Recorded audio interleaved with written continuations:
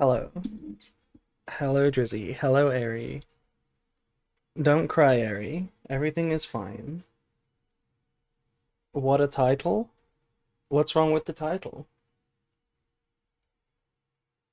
I think the title is accurate, don't you?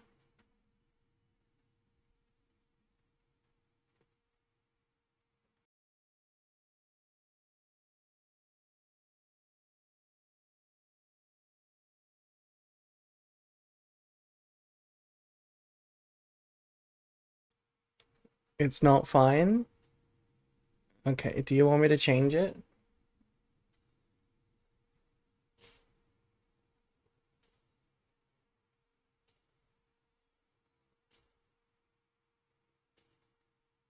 Airy. Um, hello, Nicky boy. Airy, you're gonna be on today's stream. I hope you don't mind. I'm not talking about the title? Okay. I'm gonna look at today's match. We're gonna review it. I think that'd be fun to do.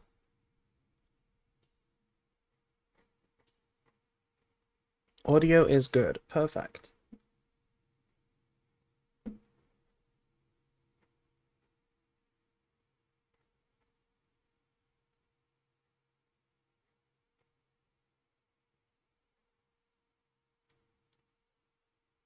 I won't mind if you tell me to pop myself. Well, are you gonna float into a level 4 dinosaur from the deck if I pop you? Because then it might be okay.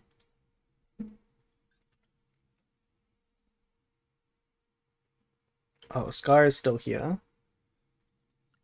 Let's see if Scar wants to play again.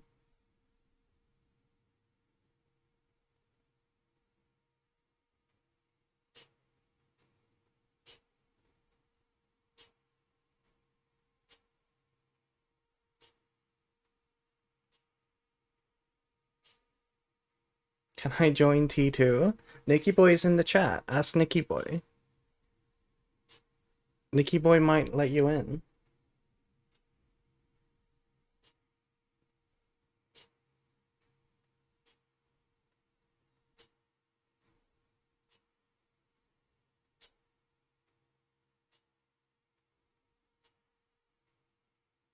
Okay, looks like Scar doesn't want to play.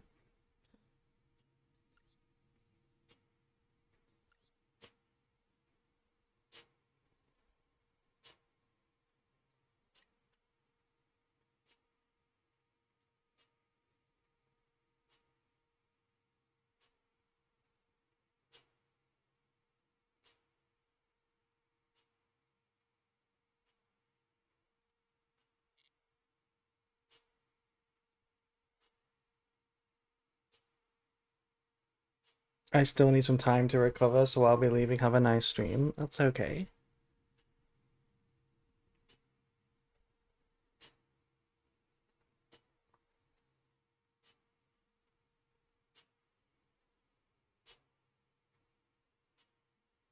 But yeah, I'm just waiting for some more people to show up, and then we can have a look at some of these games because I just finished like 15 minutes ago.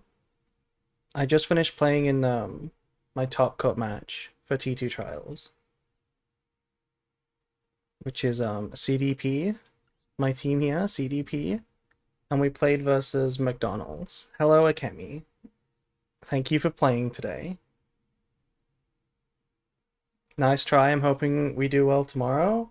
Did you see, I guess, Earl's stream? Did you watch us play live? And what team are you playing on? Um, what are you playing on tomorrow? Yeah, you watched? Okay. A4, right. Oh my god. Akemi, thank you so much. Oh my god, 5 subs. Thank you so much. I see Nicky Boy getting a free sub here. Say thank you, Nicky. Say thank you. I better see some appreciation from you. I'm not playing though. It's my daughter's birthday, so we'll be busy. Okay, that's fair enough. That's crazy. You have a daughter. I'm still playing card games.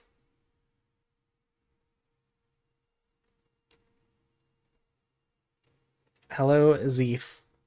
Thank you for first time chatting. Oh, I see you got the sub from Akemi. And Lasagna. You also got the sub from Ari. I know a dancing cow streamer that also likes 5 gifties.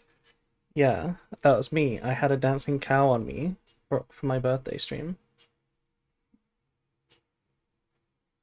But yeah, anyway, so we played McDonald's, which if you don't know, they are one of the strongest teams in the league. So this was a really rough matchup for top 16. They have players like Scar, basically like T2 members that were not actually T2 because, we can't enter our own league. So, but it's basically like a T2 team. So, it was a really strong team. Peak game today, April. I think I know which one you're talking about specifically, but some of my games were not so peak. I think all of my games are still here. I played one versus Scar, one versus Judeo. Yeah, we can have a look at all of my games. We start with this one. So if you're not familiar with how T2 Trials works, it's basically Worlds format. We're basically playing Worlds format. It's a 3v3, and yeah, we have a shared card pool, just like Worlds.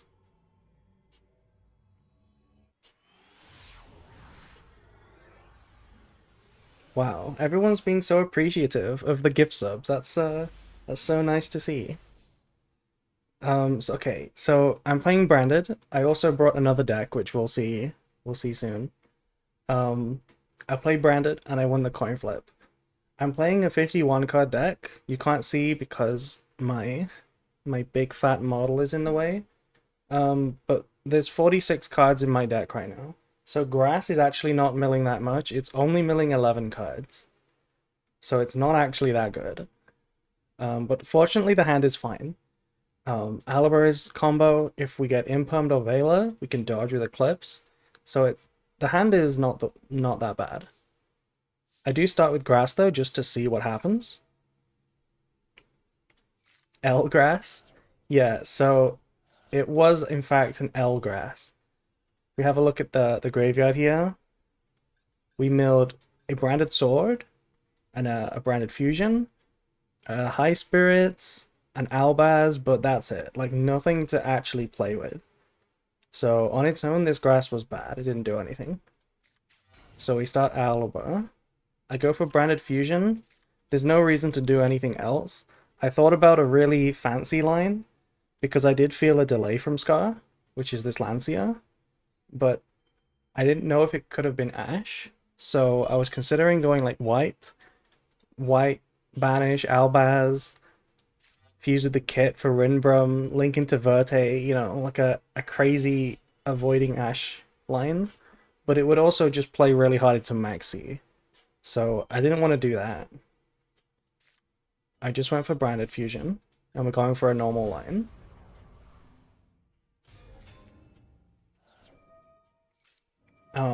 I considered getting Lanciered here. Once it resolves, once branded fusion resolves, and they don't chain Maxi, Fua, or Ash, you can kind of guess that it might be Lancia in the current format. But a lot of the time it's fine to still go Albion and play into it because you still get a lot of value. So they basically negate Albion. Hi April, hello Haru. Yeah. They basically negate Albion, but because of the way the card works and how good it is, like, you can still tribute for Lubellion, you can still get the end phase effect, still get branded loss, so it's like still worth it, in my opinion. We go for Kit.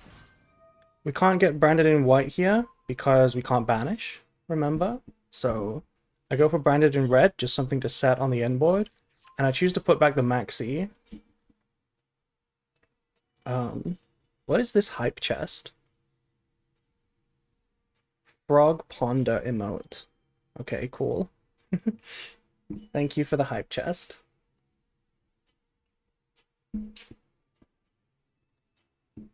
Um, yeah, so I put back Maxi. The reason why I think it's better to have Eclipse and Red over Maxi is because if you look at my deck list, oh, we can't see it. Um, I don't have a lot of hand traps. I basically have Maxi and then like Sarania as my only hand trap. There's no Nibiru. There's like nothing.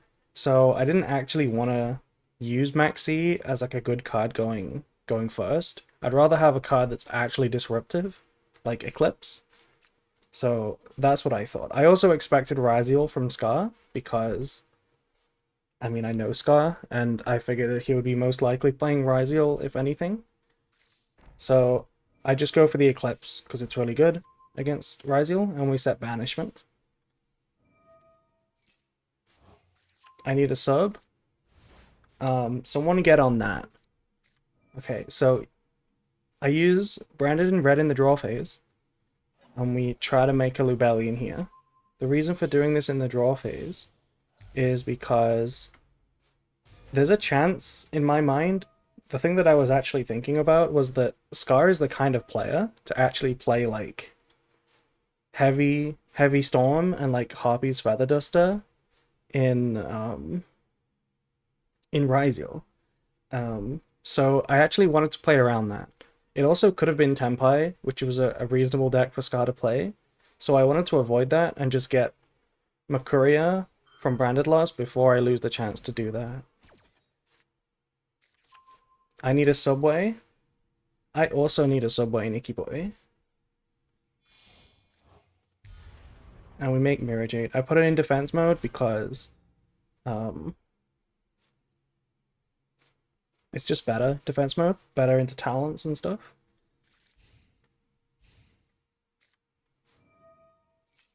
So he reveals that he's playing Ryziel. I don't know it's Fiendsmith Ryziel yet though. And Scar goes for the X start, targets the Mirror Jade. Which makes sense because targeting Lost doesn't do anything, we've already searched. So we have to chain the Mirror Jade. GG's, thank you Judeo. I'll say GG back, but our matches were literally coin flips. Let's be honest. Literal coin flips. Okay, so Scar normal's Ice. And I decided to negate it with Makuria because well, I don't really think there's a difference between negating any Ryziel effects. Like, I feel like the impact is the same, you know? Like, negating Sword, negating Ice, if you get to negate X, like, it all does the same thing. It just forces them to have an extender. And we already know that they have the Sword, because they searched it. So, like, it barely matters to go Makuria here.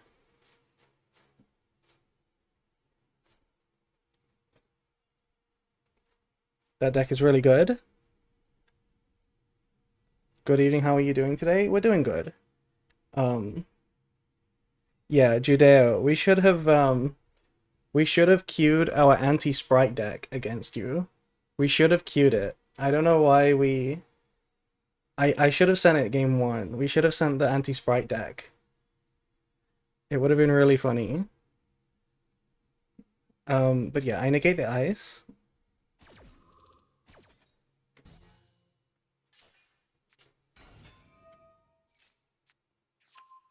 I add another X, which is like, to me, this means that there's a ice in the hand anyway, because what is X doing? You've already used it. That was an anti-sprite deck. Yeah, Akemi's second deck was designed to beat the deck that you played in Worlds against Malice. But we thought that you would still play Mermail game one, so we didn't send it. But we should have. Here I decided to go Banishment. Whenever you're against Ryziel, you always want to stop them from threatening Exiton. So whenever there's two level 4s, you gotta do something about it. So we make Chaos with the Banishment, which pops 2.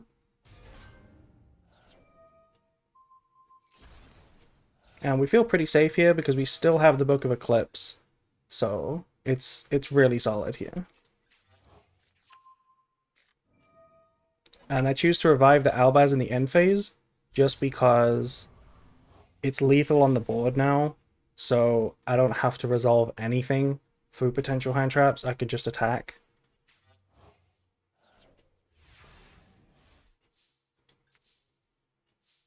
And then because I do draw a Quem, I decide I might as well play around like hand trap protections. You know, hand traps like a Bestial or something, just on the off chance that it's there. So we just try to get back to Mercuria here. I see what I like ye. Hello. Welcome to the stream. And hello, my shield. Welcome to the stream. Yeah, so the way we get back to Mercuria is to banish it and then add it back with Branded Sword. And we just do this under Nibiru, so now we can at least beat one, like, Gauze or something. EP Sleepy.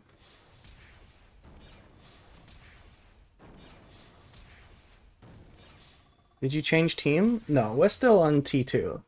We're just reviewing my, we're reviewing my T2 Trials Top Cut match. T2 Trials is hosted by T2, so we can't play as a team, so that's why I'm playing on a different team. This is my team. I'm the leader of this team. And we win game 1 versus Scar. I'm not gonna look at our teammates' games because I don't think they really want me to do that. But our teammates was Eri and Akemi here. And unfortunately, I think Eri and Akemi both lost their first game. Thoughts on Team 7 and Snipe Hunter disbanded? Have they disbanded? I don't know anything about that. I didn't know they disbanded. But yeah, we can watch our next game. This was my next game. So just like in Worlds, where every player plays against every other player on the team in a best of 9, that's how this one works. So now I'm going into the next opponent. Ray and Josh are stepping back from Worlds.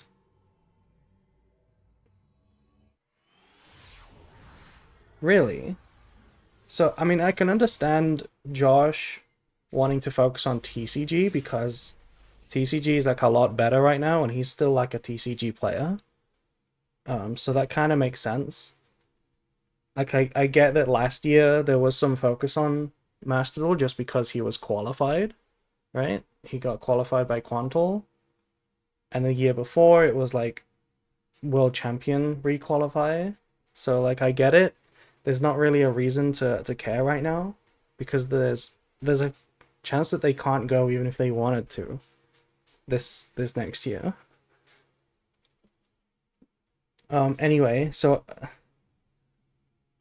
you know your history well? What do you mean? What do you mean I know my history well? This game is really uninteresting, by the way. I lose the coin flip and Judeo, you know, this is how you get top 4 at Worlds. You go first with Mermail, you open Sekka's Light and Neptibus, and you just combo. This is what he does every single game, I swear. This is how you top 4. And, you know, Troll Despair branded hand, 5 engine cards. What are we gonna do?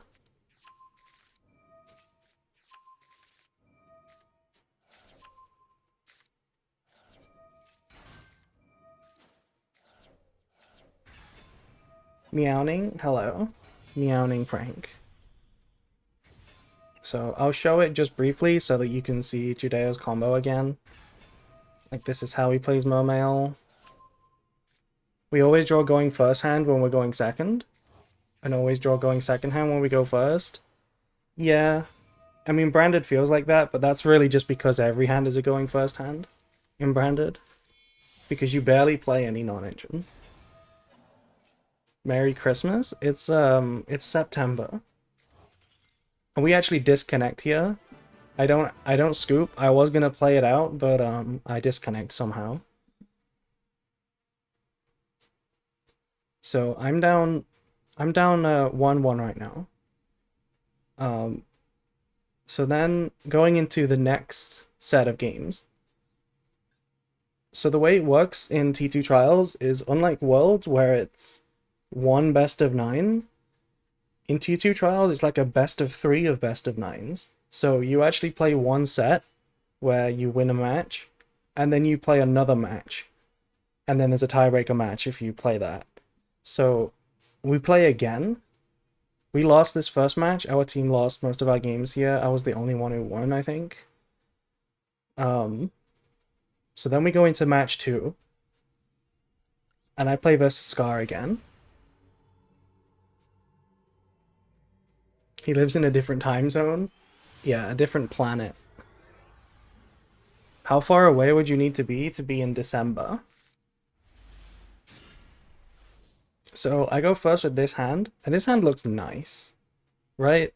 You got Cold Buy for Ash, you've got Alaba, you've got a Super Poly, and Sarnia, really good.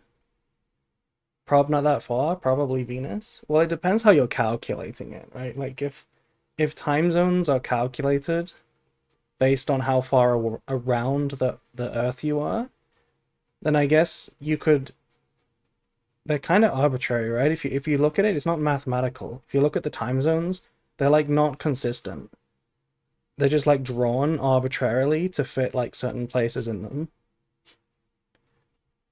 But if you did average it, you could like calculate how many degrees of a turn 1 hour is, and then you could calculate like how many hours, how many loops around the Earth you need to go, then convert that back into a linear distance, and then see how far away that is to get to December.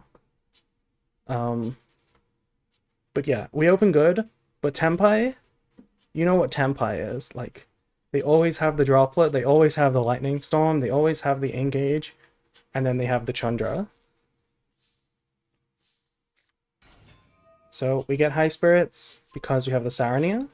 So we go high spirits, sending Titaniclad, not afraid of any Ash because we have Cold Buy.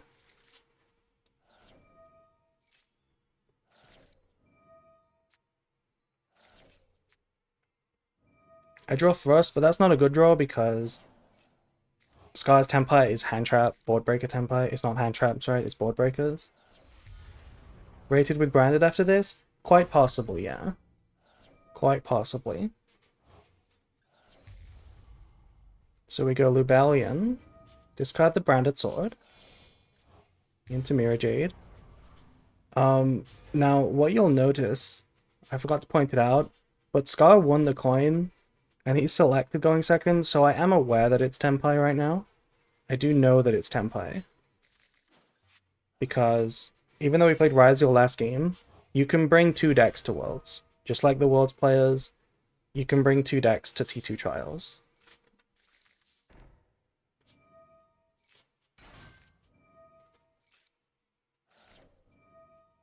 So theoretically, this board could be good versus Tempai. Generically, this board is crazy. Like, this board beats everything that isn't Tempai. But it could also be really good against Tempai. Theoretically, Cold Buy beats Genroku really well. Super Poly is really good. But it's really sus just because if they happen to draw one of these, the Lightning Storms, then the board goes down by like quite a bit in terms of relevance. I chained the Albion just so that I can put a Masquerade on the board, hoping that it might help me. But now we're basically playing with a Mirror Jade Banish and a Rinbrom Revive, which is not the easiest to win with. Tempai can beat that. So they have Widowwanker, which already chains with trades with the Mirror Jade. So what I do here in the battle phase, my only hope is that I'm playing around Cold Buy activating the Mirror Jade and then triggering the Quem. Because if they chain Cold by here, I can chain the Rinbrum to revive the Albaz. That's one of the things you can do with Quam. It's just like a double up on your Rinbrum. It loses to Kaiman. I want to fuse away this into Chaos. If they have Kaiman, they just get Fadra, bring it back. It also loses to Droplet, which they have. So we don't really have a choice but to lose here.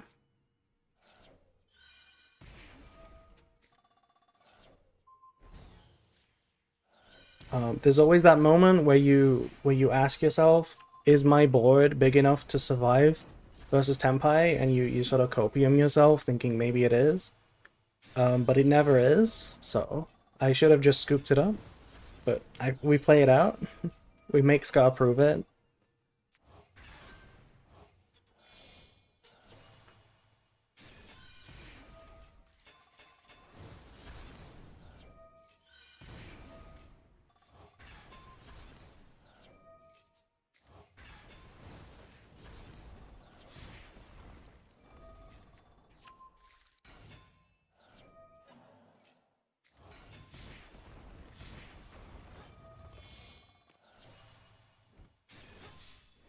Masquerade actually did so much damage. Yeah, it did. It did do quite a bit. But the thing about Masquerade is that if it doesn't do all the damage, it does it does no damage. It might as well have done none. Um, so what happens here? If you look at the scores, you can see that we actually, even though I lose, my teammates actually go crazy in this second match. Akemi wins, Eri wins, Eri wins again, and I have this match versus Judeo now. So we do really well this match. Or rather, this set. I should call it a set. Eri Pog? Yeah, Eri's on my team. Eri is crazy. So, Judeo playing Mermail, but loses the coin. You know, massive misplay. Massive misplay. And we open this crazy hand. Here, I get Peruliad, and I think... Can I get away with not summoning? Ordinarily, like, on a blind ladder environment, I would want to normal summon the Alibra because it baits Imperms and Veilers. And then we go full combo with the Saronir plus the High Spirits. But, because we know that Judeo is on Mermail, there's no way there's Imperms and Veilers in here, right? We've seen the deck list, we know it's not Imperm and Veiler territory. So I don't even bother giving the draw. I just go straight for the High Spirits. Because I pretty much know that the only cards that could be in the hand trap wise are like a Maxi, a Fua, or an Ash. There isn't anything else. So I'm not baiting anything by normal summoning the Alibra.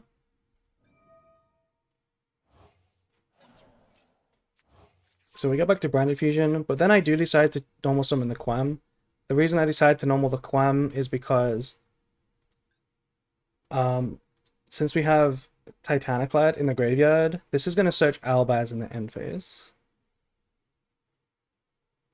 It was, oh my god, your team gave a top 4 best team in the world's beating of their lives. I mean, it's Judeo is, yeah. The rest of the team is, not, you know, it's not the other players from Worlds. But to be fair, it doesn't really matter because like some of the players on this McDonald's team are like Worlds caliber anyway. So like they're pretty good. I decided to normal the Quam, send Cartesia here. The reason being is I want to revive it when we resolve Branded Fusion. And I think the Cartesia is really good to get access to because the Titaniclad is going to get me a search of Albaz. So if I can end on the Cartesia, it's an extra disruption that's really, really good.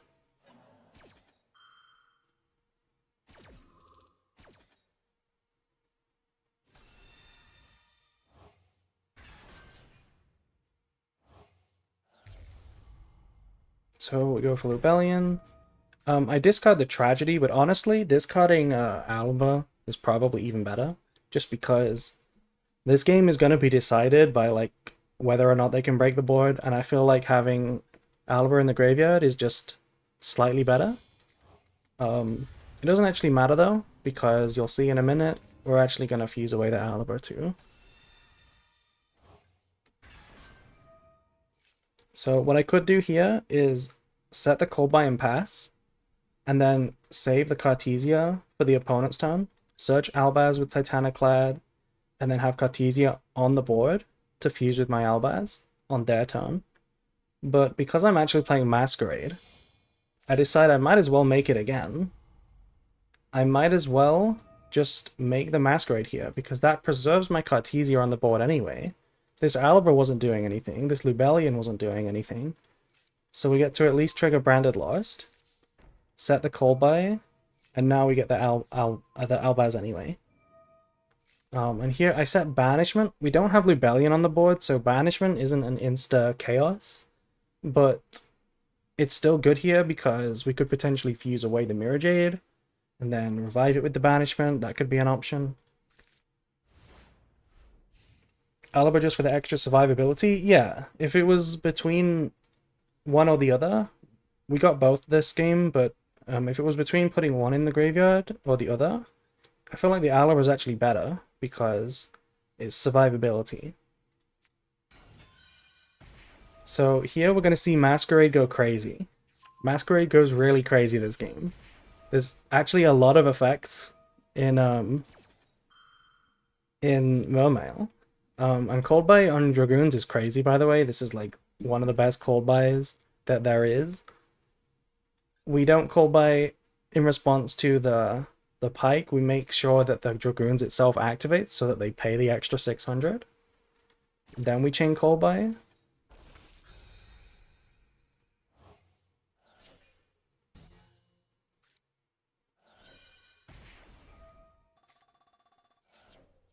And just look how many effects you need to activate. So I'm happy to just chill as long as I can until something is threatened, just to burn them.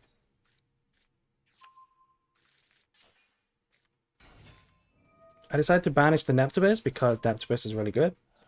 I don't actually know if I needed to, though, because without Dragoons, I don't know how threatening this is. It might have been better to just banish a big monster rather than caring about Neptibus at this point. It might have been better to just banish a big level 7.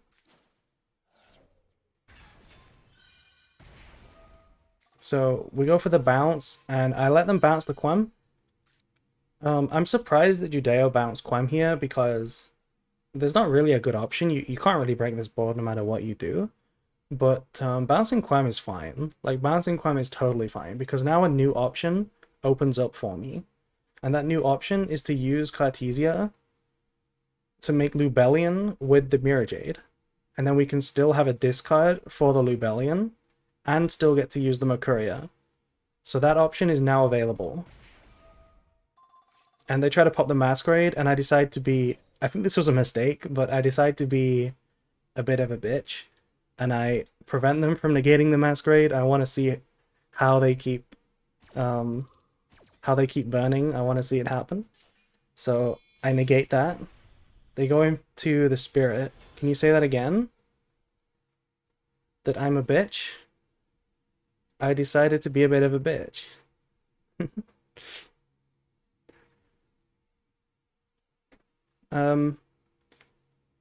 Yeah.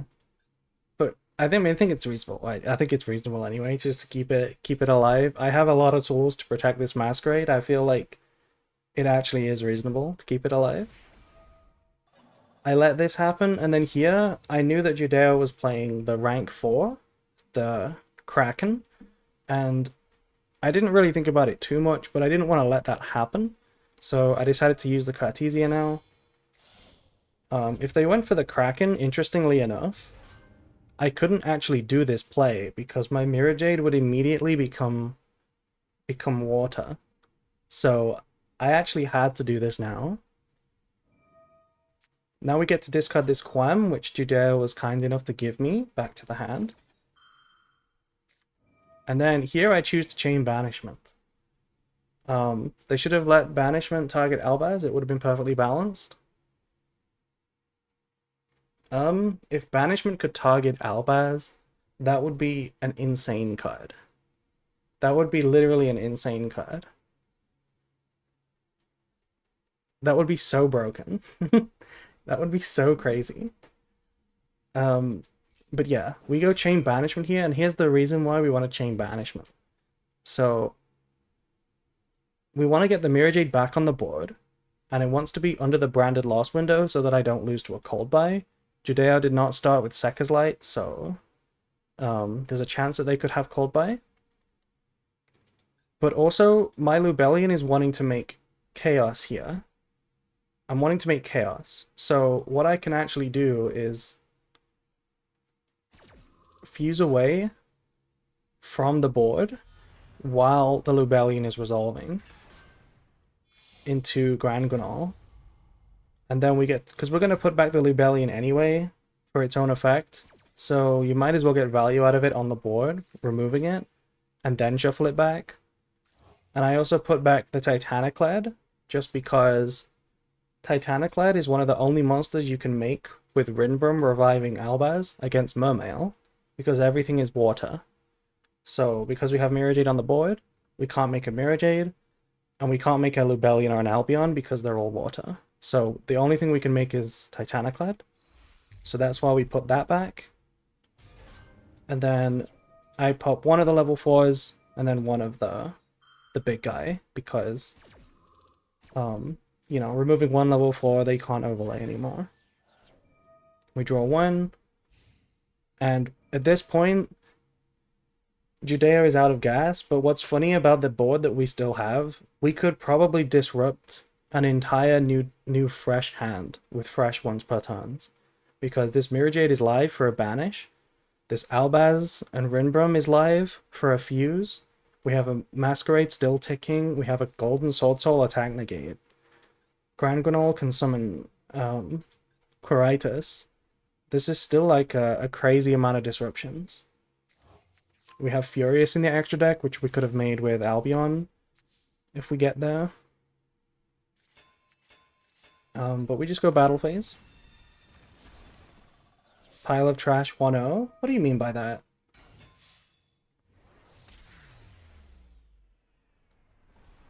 What does that mean?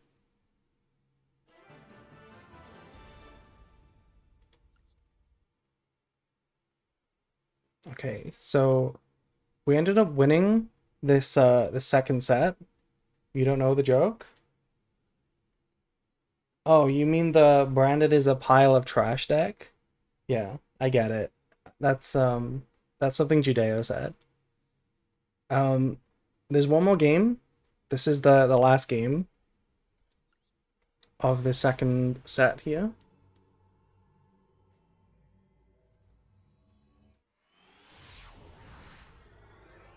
And this time I decide to bring my second deck, which is Snake Eye. You guys know I love Branded, but you guys know I also love Snake Eye. Technically he was quoting Gimlet. Really, it's a Gimlet quote. Okay. So what happened here is Mount has been playing Malice for the rest of the match. So since Mount has been playing Malice, I decided to play my second deck, which was an anti-Malice deck. You can't see it in this hand. You can't see it in this hand, but there is Lancia, Chaos Hunter, Meows, Imperial Iron Wall. There is all kinds of Malice hate in this deck. So that's why I decided to queue this deck. Especially because Malice is like a hard matchup for Branded. But Mount really intelligently or luckily plays Memento instead of Malice. But then they totally brick. They just completely brick. So this game was trivial. We check and there is one Lancier among you guys, so I assume one of you on anti-Malice, and I told Mount switch the deck.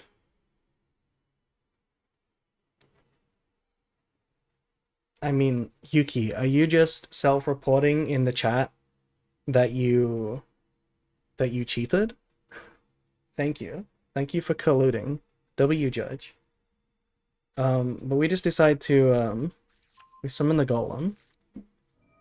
We activate the temple, and here in this kind of situation, when you're going second, it's so trivial to OTK. We check from replay though, that's not cheat. Oh. Oh right, you mean from the replays. I see. I see. I mean, I know you're a judge, so you have access to the deck submissions. I thought you meant that. Um, but yeah, going second with Millennium stuff, all you have to do is play under Nibiru. It's really easy. You can summon these three cards, it's almost lethal, and then you summon anything else and it's going to be lethal. They activate Book of Eclipse, which was kind of terrifying if we didn't have the Ash, because that would have been nasty.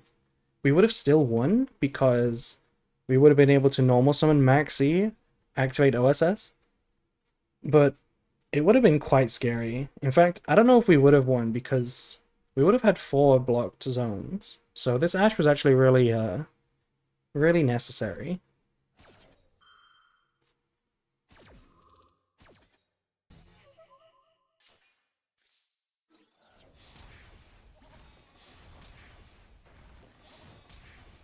And yeah, we attack for game.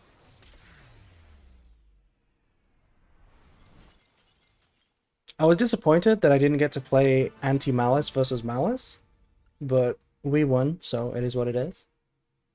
And then we go into the tiebreaker set. So we won set 1. We actually managed to draw, like, one set for one set against this one of the best teams. So we're going to the tiebreaker set. And where's my first game here? This is my first game. We play versus Mount again.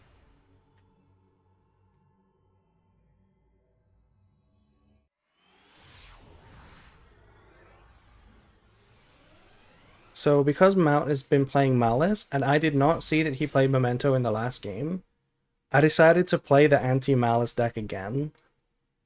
But Mount decided to play the Memento deck again. I felt like it was the right choice just because if I went first with Snake Eyes, I'd be okay in either matchup. But if I went second with Branded, I would lose to either matchup. So, because this is Mjolnir luck, right? So I would lose with Branded because I wouldn't have hand traps. And if it's Malice, I would obviously lose as well. So I thought the best chance of winning, even if they play Memento, is actually to play Snake Eye and win the coin. Because at least if it's Malice, I can still afford to lose the coin with this deck. Right? That was the logic. I ashed the horse. I don't know if this was correct. I feel like there's not really a better... I don't know if there was a better ash here. I just sort of hoped for the best.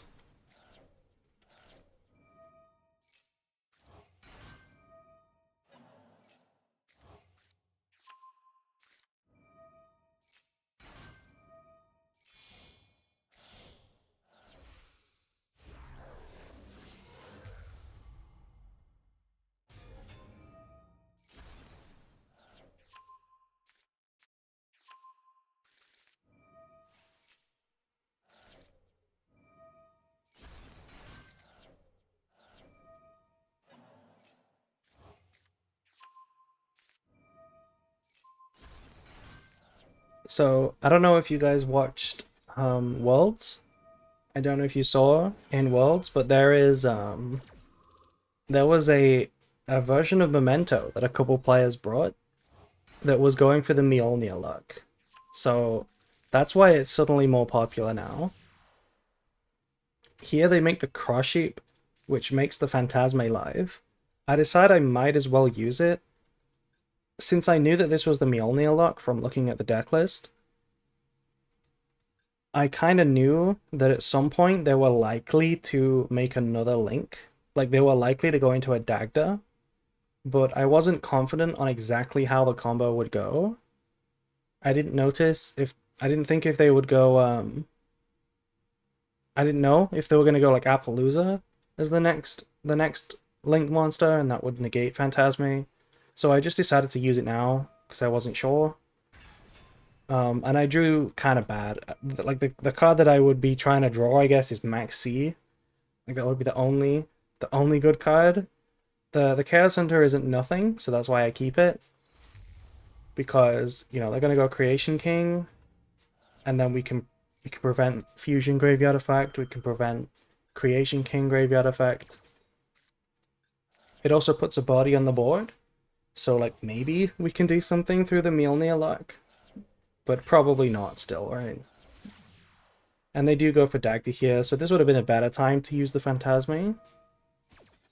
But it is what it is. And there's the Mjolnir. This is the luck. If this card was one level higher, by the way, it would be Gimmick Puppet in Branded. It would just be the same as Gimmick Puppet in Branded, but even better. Even better. Wait. Wait, no, it wouldn't. It doesn't work in Branded. Scratch that, never mind. Happy Meow Meow? Meow Meow. Meow Meow Meow. Yeah, so they summon out the big guy. They can't use access code. I don't know if this was a mistake or what. Are they not playing Appaloosa? But they went access code. They can't banish because of Chaos Hunter.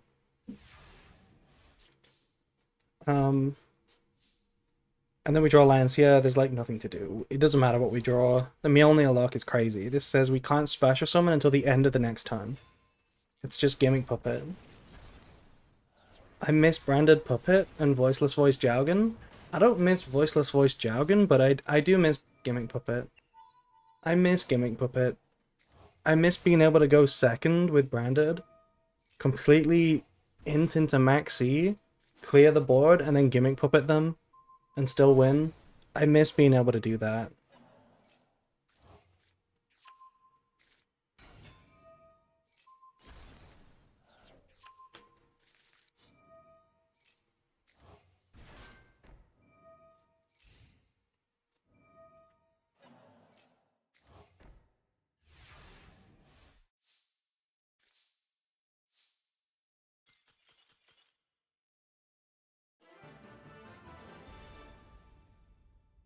And then we lose. Yeah. Gimmick Puppet lock under Lost window was disgusting. Yeah, it was. My my favorite play with Gimmick Puppet was when you would go first, your opponent would max C, you would just full combo, give them 15 cards or whatever, but then in the draw phase, you would go super poly immediately, your own cards, and then under the branded Lost window, you do the entire Gimmick Puppet luck, and they would still lose. That was my favorite play with Gimmick Puppet. Um, so yeah, we lose to Mout that time. And then I have one more game. So this is my final game versus Sky. And this game is cinema. You guys are gonna like this game. We did end up losing the match, and we lost the match before this game even finished. So this game didn't really count for anything. Yeah, so this game didn't count. My teammates lost, unfortunately, and that was enough for McDonald's to win the match. So we lost, unfortunately. We're now out of Top Cut. We lost in top 16. But I still decided to play Scar because, you know, just for fun. And this game was kind of cinema.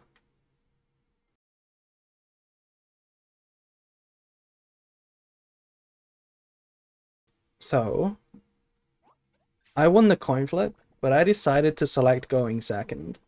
I selected going second because, um,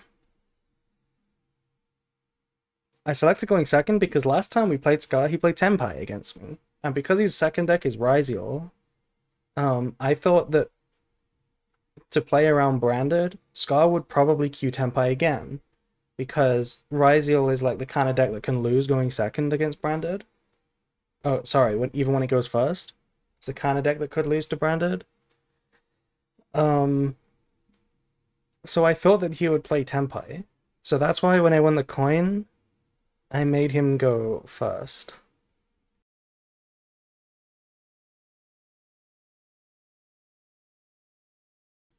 Is this MCS? No, this is T2 Trials. This is T2 Trials. But yeah, my luck didn't pay off because Scar actually played Ryziel. So we just let the Ryziel opponent go first, which is unfortunate. So now they're gonna combo. If you look at my hand though, my hand is such a troll because on the one hand, it's taunting me with the D barrier. If I'd picked first, I would have been able to D barrier Ryziel. But on the other hand, it's also a brick. We would have the way we would have played this hand is to set pass. Um but it would have been good because we would have debarriered Ryziel, we would have super polyed into a masquerade, we would have triggered to search Alibra follow-up, then we would have had Cold Buy for Ashe next turn. It would have been actually really, really good. But we're stuck going second, so we're watching the combo.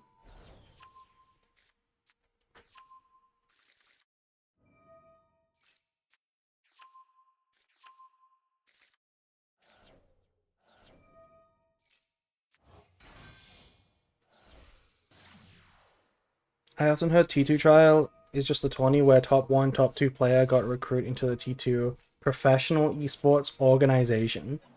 Nicky boy, can you confirm? Is this true? The top 1, top 2 player got recruited into the T2 professional esports organization. First of all, there's nothing professional about T2.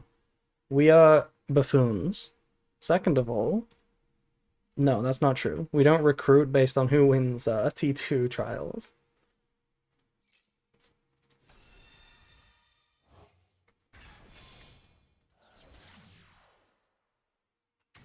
What's T2? It's a Master Duel team that I am a part of. Gonna be like T1 Korea? No, it's not like T1. It's like two twats. It's not, it stands for think twice, you guys. Timu T1, oh my god. By the way, crazy Fiendsmith line, by the way. Look at this end board. Classic Ryziel end board, right? Desiree Caesar. Classic Ryziel end board. But yeah. Scar goes for... Now here, okay. So, we have 2 level 4s, and we make NXCs. We have Cross, we have Desiree, we have Caesar, we have Impum, we have Vela. What rank 4 do you make here? I'm asking the chat. What rank 4 do you make here in Ryziel? You're overlaying a sword and a node? What do you make here? Baguska? But everyone's saying Baguska. Do you really want to make Baguska? That turns off Desiree and Caesar, right?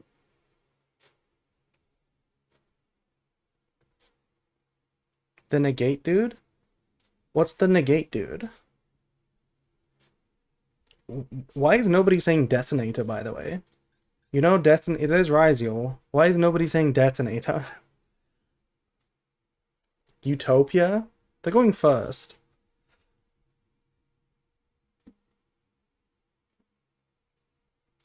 Probably think that's too obvious, I guess. Detonator's good, but he's not terribly tired. Well, I mean, if you're playing this game to win, let's say you're gonna win $1 million if you win. This is your hand, double hand trap, Desiree Caesar. Are you telling me you're not making detonator here? I feel like everybody is making detonator, but Scar decides to make this. Scar decides to make Dugares, which I don't know if Scar is just being lazy. I don't know if he just is trying to find Ashe just to insta-win. Like, normally Dugares is good against Branded because Branded struggles the most against non-engine cards.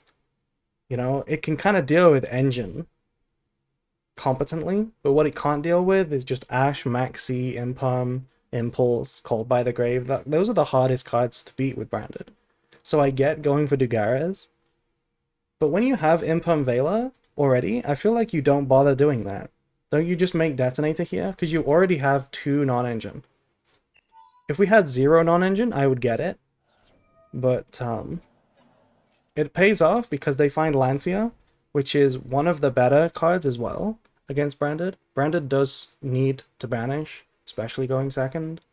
So, like, Lancia is not a bad draw here.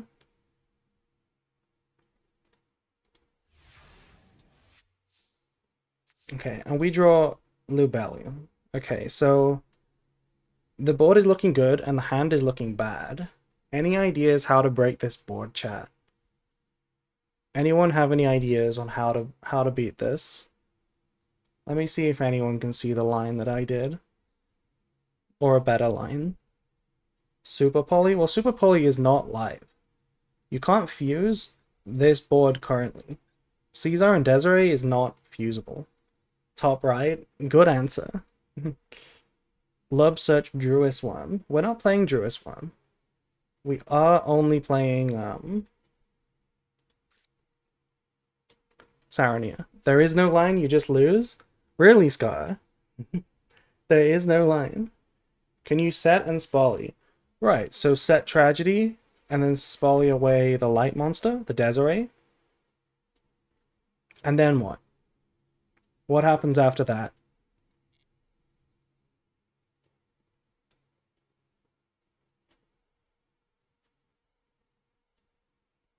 Yuki hates Scar. I cannot believe how much Yuki hates him. That's crazy. Only way you win this is to send me a DM, which you did. Okay, but technically that did not happen this turn. That did not happen this turn. Summon Albaz from Coritus? How are we destroying Coritus?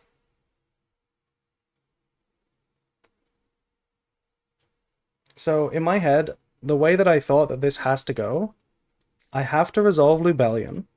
This could be called by, which would negate Lubellion. I have to get my Sarania. Then what I need to do is summon or set the Tragedy. I need to discard the Sarania for Super Poly. Fuse away the Desiree. I need to not trigger the Tragedy to search. Also, thank you, Earl, for raiding. Thank you for the raid. I need to not search with the Tragedy, and then send Branded Fusion with Sarania, and then reset it. That currently doesn't beat the Caesar, so what I need Scar to do is I need to make Coritus with the Super Poly, and then I need Scar to use the Desiree on the Coritus, so that I can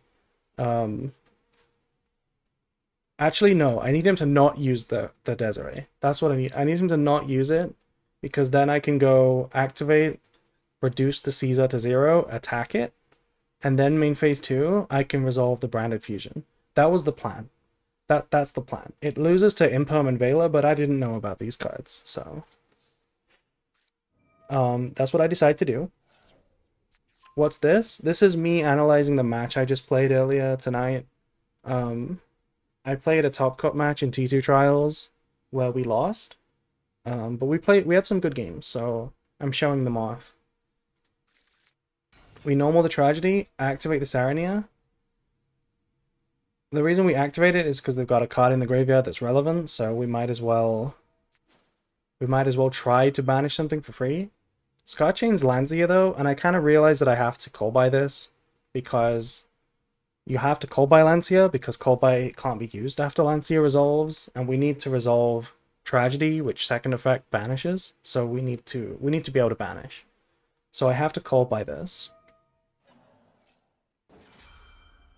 Sky uses Desiree here, which I think is trolling. I think regardless of like Super Poly or not, I don't think you're supposed to Desiree this. And we discard the Sarania, of course. So because you've removed Desiree from the field, it won't negate anything because it doesn't have any equips. So the call by resolves, which means the Lancia does not resolve. So now we also get to banish the Engraver. Our Sarania triggers. Remember, we don't trigger the Tragedy. We just use the second effect. Spolly in the Imperm column just to be rude. Yes. Yes, I do that on purpose. You are right. And then we set not in the imperm column. So Scar didn't use the Desiree. I was thinking that Scar would use the Desiree so that we could trigger the Coritus, they negate once with Caesar, then we would have to use the Branded Fusion and they would negate again. So the fact that they didn't made me think that there probably is just a Vela or an Imperm. And there is, they used the Vela, which is sad. Because now I can't do anything about the negate from Caesar. I activate the fusion just so I can put it in the graveyard for duplication. The Scar guy seems like a bozo. We're both gonna turn into bozos real quick. So I go battle phase, attack over this guy, and then double set. So I don't actually feel too bad about this game because we have duplication for Branded Fusion, and we have D-Barrier. D-Barrier can negate Caesar, and it also stops Ryziel follow-up. They also don't get a draw, so I'm not feeling too bad about this game. I use the duplication now just because I didn't want them to draw into Max C with Cross. Wanted to avoid that.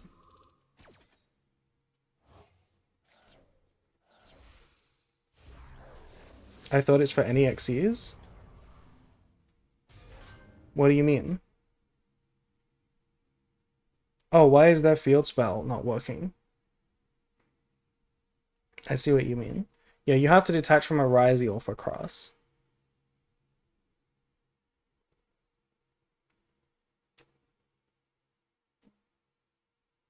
D-Barrier is what girls call not reading their DMs? That's crazy. Look at my royal D-Barrier, by the way. I got a big D-Barrier. Big D-Barrier. So then I use the D-Barrier because they tried to negate my Albion. And then they imperm it. Which is unfortunate because that means I'm not going to get to any Mirror Jades. But I still don't feel bad because they really drew into the Max C. Yeah, literally, right? Like, we played around it. I still don't feel too bad because the D-Barrier resolved, so they can't exactly play Ryziel. This X doesn't even do anything because there's a rank 6 on the board. I should win from here, surely, if I had more than 30 seconds. Well, the only thing Scar has to play with is Fiendsmith. There's an Engraver in the graveyard, there's a Tract. They can play, but I still have Coritus to protect from OTKs pretty well. And if they remove my monsters, there's like some decent follow-up, right? If they send Albion to the graveyard, I get a search. If they remove Coritus by effect, it's gonna float, right? So I don't feel like I'm dead yet. I also sent Cartesia to get follow-up.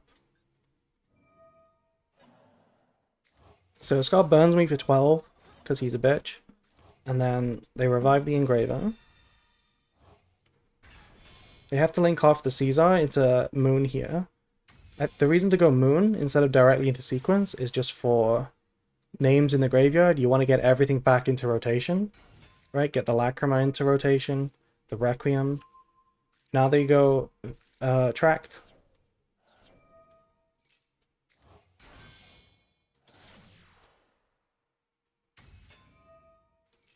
The only thing to make here is the Lacrima, and then they could revive the Desiree if they wanted to, and that's what they do. And then they link off into Agnum Day, which I thought was a little weird. I get what they're doing, but what you could have done in that position was actually just equip the Requiem to the Desiree, then activate it. That would force me to use the Coritus right there. Because they're going to negate it, right? So if they did that, I would no longer have this effect available. But because Scar just skipped on that, I get to keep this effect for as long as possible. Which is now. They tried to end the main phase, and I get to do it now.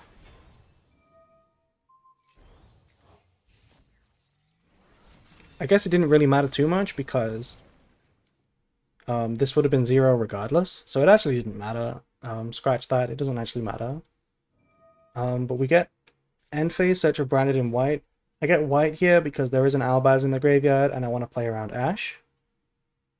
I also have plans to basically my plan is to draw a good card, which I mean we're gonna lose, right, if we don't draw a good card. So it makes sense that I would plan around drawing a good card here. I want to draw a card that's gonna force the Desiree that isn't Branded Fusion. So it's not just about Ash, it's also about Desiree. Um, the Branded in white would force Desiree because it can just make Mirror Jade, right? So my plan is to draw a card which pairs with the Cartesia in order to get to Branded Fusion. Or I can draw like Alba or something that gets to Branded Fusion on its own. But then I start with the white that they know about. They're definitely going to negate it. And then I get to play full power with Branded Fusion. That's the plan. We draw Sarania, which does pair with the Cartesia into a really big combo. So they have to negate the white because this trades with the Desiree if they don't. We normal summon. I normal summon just because I didn't want to play into Max E too much. I activate the Sarania. The reason we summon the Sarania is because we have Lubellion in the graveyard still. So I want to get that branded lost first. I guess the reason Scar didn't use Max C at any point is because if he chains Max C to the Bestial Summon, I could chain Cartesia to fuse it away from my hand. That's probably why there was no Max C. I assume the reason he didn't drop it on the summon of the Bestial, why not Max C immediately? Well, this is what I'm saying, right? If he drops the Max C in response to the Bestial hand effect, I can chain the Cartesia on the field, fuse away the Bestial from the hand, and then he gets no draw for the Bestial, and we get to summon Grand Granol for no draw as well. So I get it. I get why. And at this point, when we summon the Sarania to the field, you're still not going to activate the Max C because... I guess you should, at that point, activate the Max C, just because it denies Lost, if we chain. Maybe he forgot about the Lubellion in the graveyard? Why not Max C immediately at the start of the turn? Because there's no guarantee that I have a play. So, I mean, you might as well Max C, because you're going to win if I pass, but, like, I guess it doesn't really make a difference, right? Hold it to chain. In this exact situation, it would have been nice to do it at the start of the turn, yeah. So, fair enough. Probably should have maxied at the start of the turn. But he maxes now. And I decided to play into it. For some reason, in my head, I just thought that I had game. I thought that I could lethal through this. But I actually can't. To be fair, you could have top deck thrust. Yeah, I could have top deck thrust. But the Cartesia was technically known about, and Cartesia is tricky with Maxi, so maybe there's an argument to use it right away. And we send the Branded Fusion, draw into a Quam, so that we can add back the Branded Fusion. There's no Ash, so here I just assume that I can, like, lethal. I send the Golden Sword Soul to try and summon the Quam from the hand. And it looks crazy, right? We're going off so much.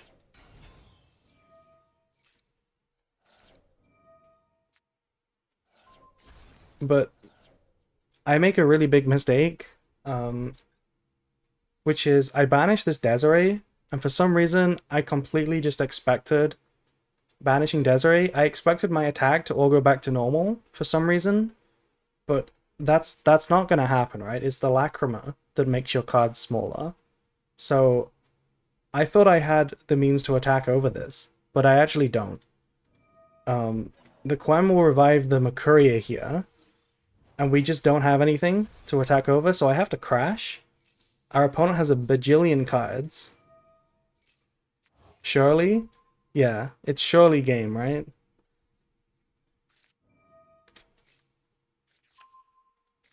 So what is this board that we have? I crashed...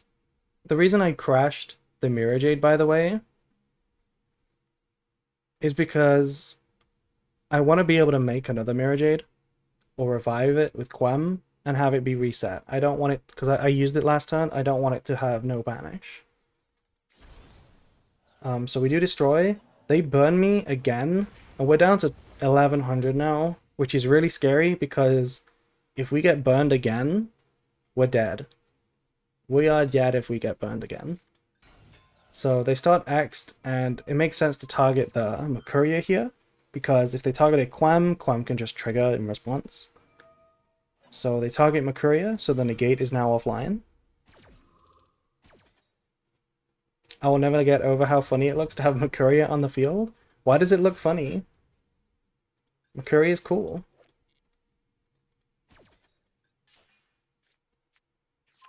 So here, all Scar has to do is play normally.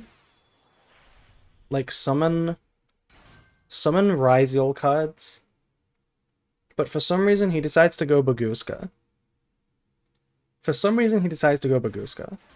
Now, part of me in my head thought this is just trolling. He's literally just having fun right now because the match is over. So I'm pretty sure that's why there's a Baguska here right now. Outing this Baguska is not trivial because one of the ways to out Baguska is Verte. You can make it into a dark, and then he's low on time, not trolling. Okay, that makes sense. I literally thought he was trolling. Verte is one of your outs, but we can't Verte with 1100 life points because you have to pay 2000. So we can't out it with Baguska. We can't out Baguska with Verte. So the only way to out it is either to hard draw a Super Poly, wait it out, or to get to a banishment play. And the way you would do a banishment play is by removing Mirror Jades from the field, setting banishment, and then also putting Albaz on your board. Because then when you resolve the banishment, you can fuse the Albaz and the Baguska into Mirror Jade. The problem with that play though is that specifically right now, the only way to do that would be to link off the Mirror Jade and the Grand Granol to get the Mirror Jade off the field. Then it would be to tribute the Albion for Lubellion, and then set the Albaz from the hand. And that's not really very good, just because I mean it's not that bad now that I think about it, but I really didn't want to put Verte on the field in attack position at 500 when I'm on 1100. It really didn't feel like the right play. Also, removing this Mirror Jade from the board and then summoning my next Mirror Jade when the only extra deck targets I have left are like Lubellion, it didn't feel very good. And part of me thought that I might be better off just trying to wait out this Baguska. So instead of setting the Albaz, I decided to summon the Cartesia, because the Cartesia offers something if they decide to play on the next turn by flipping this to attack. The Cartesia lets me respond, you know, lets me do things. So I decided to just keep things live, make a big wall here, and let them play again. And for some reason Scar doesn't play again. I still don't get it. Like, this board looks crazy, but it's not actually that good. The Mirror Jade is not that good. Like, there's no Rinbrum. I kind of think that you could play. I feel like you could play in this position. Maybe I'm wrong, but I feel like you could play. So I just pass again, because the situation hasn't changed. I also have Max C now. I feel a little bit more confident about my wall strategy. I wanted to burn for game. Yeah, see, this is what I mean. I thought you were trolling, right? They're trying to get this burn here for game. But what Scar didn't realize is that this known copy of Banishment that was set literally defeats his entire strategy. So in the end phase, we use the Banishment. We need to get this this Lacrima off the board by fusing it into a Masquerade. We need to banish it because if it hits the graveyard, we die. So that's why we used the Mercuria earlier, by the way, for no effect. Even though it gets negated, right? We had to get it off the field so that we could have room for banishment.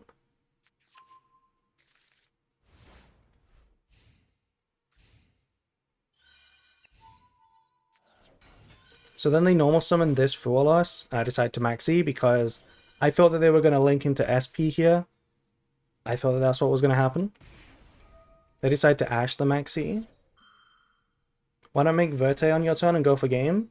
We had 1100 life points, so we cannot fuse away, we cannot use Super Poly with the Verte. All we can do is link summon the Verte, we can't activate it. I assume what you mean is the second turn, where we link off the Verte, link off the, for Verte, these two, set the Albaz with the trap card. So, what was our board? Right? The last turn? I know what you mean, right? The second turn? If you remember what the board was Quem, Makuria, in these positions. We couldn't do what you said, because if we linked off the Mirror Jade and the Grand Guinol for Verte, we would have to, yeah, turn 8. I know what you mean. We had a full board.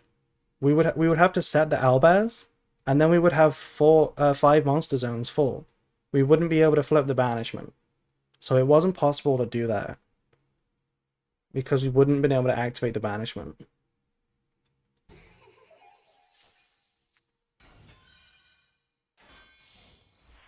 So they now go Exciton, and Exciton doesn't seem too good here, because even though it wipes my whole board, it also wipes their cross. It doesn't seem too good, but it's probably better than not using it. They have to flip this to attack, and then priority, they use the Exciton. We chain the Mirror Jade Banish because it's not negated anymore. I send the Lubellion here. This is probably a mistake in the long run. I should have sent the second Mirror Jade, but part of me was still thinking that I needed to keep this Mirror Jade in rotation, because if this second Mirror Jade isn't in my extra deck, then this Rinbrum that has been sitting here forever, and the Albaz in the graveyard, doesn't offer me anything, because there's no Darks in this matchup. I need this there in order to disrupt them. Otherwise, I just can't disrupt them with the Rinbrum. So I had to keep the Mirror Jade, otherwise, like, I don't have disruption anymore.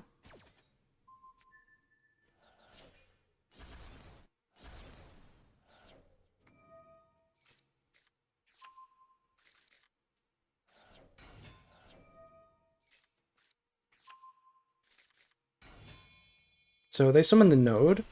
For some reason, they don't activate the node. There is plenty of Ryziels in the graveyard, right? Why didn't we use the node? I don't really get that. I guess it doesn't really make a difference, but it would have been an extra material. In this exact situation, it would have forced me to use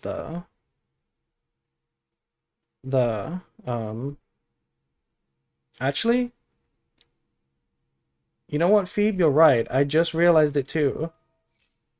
Did you forget about not doing damage? So he attacked. It's crazy, the final blow thing comes up even when it's not lethal. Like, unhinged UI. Konami, please. I decided to block this attack because I forgot about Exciton. I forgot that we were not going to take damage. So I completely waste my Masquerade here. And I just let it die. I should not have done that. I literally only just realized that now. That was so Mickey Mouse. Why did I summon this Masquerade? I just wasted it. Did you notice that, Scar? Did you notice at the time? Or did you think that you were attacking for game?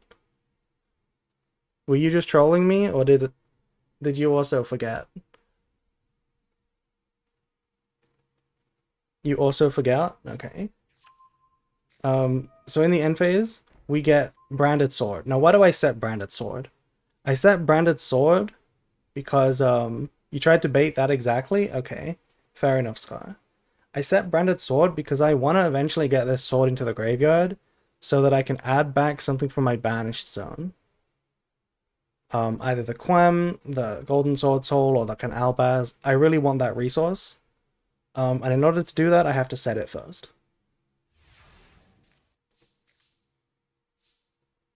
So here, I'm just trying to draw good cards, basically. I want to find Super Poly and Eclipse and things like that. I decide to activate Sword. Now look at this. Branded Sword, banish 5 branded spell traps.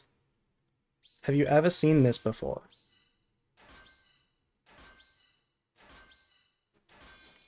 Good luck getting through this with 1 detonator. This is like Scapegoat. The wall is here. Also, did you know you contribute these tokens for Lubellion? New technique unlocked.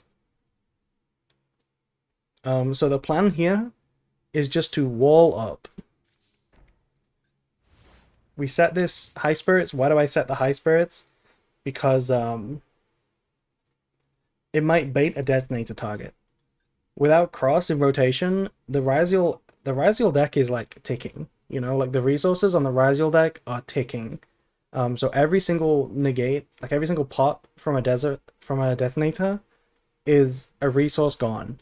So I just set a random shit card, hoping that it might bait a single material.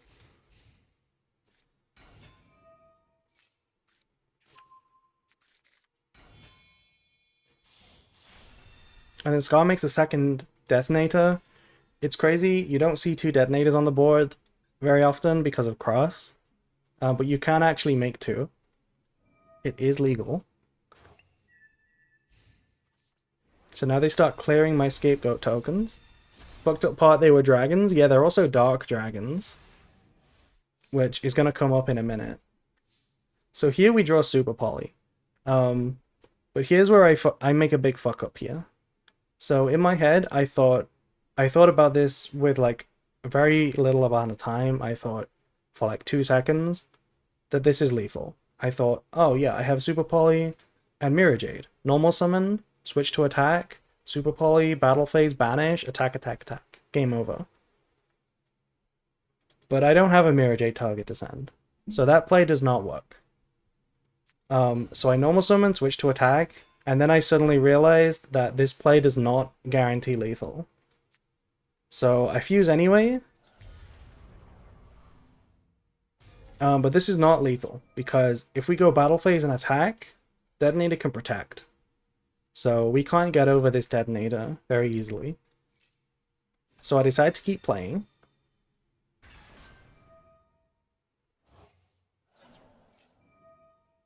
I'm trying to bait some materials here. That's why I'm playing. Scar did fall for the back row. I chain the Cartesia, fuse away the 2 tokens into Furious. I bet you've never seen that before either.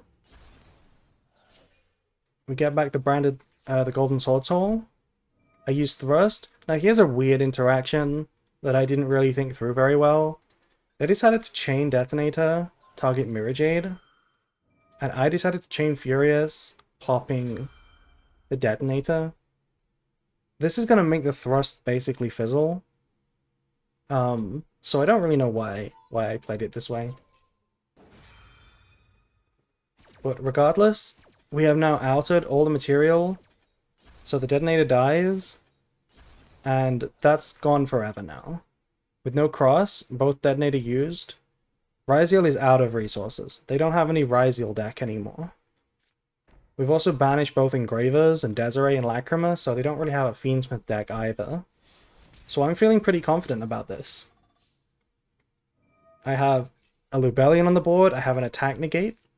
I'm feeling pretty nice about it.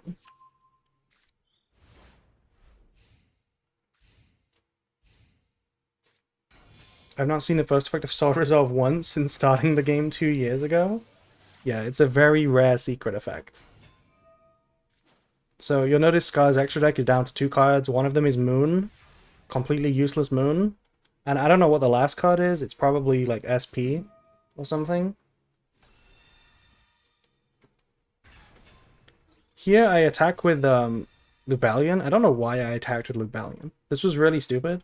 For some reason in my head, I didn't think that Cartesia could get over Lacrima, but it can.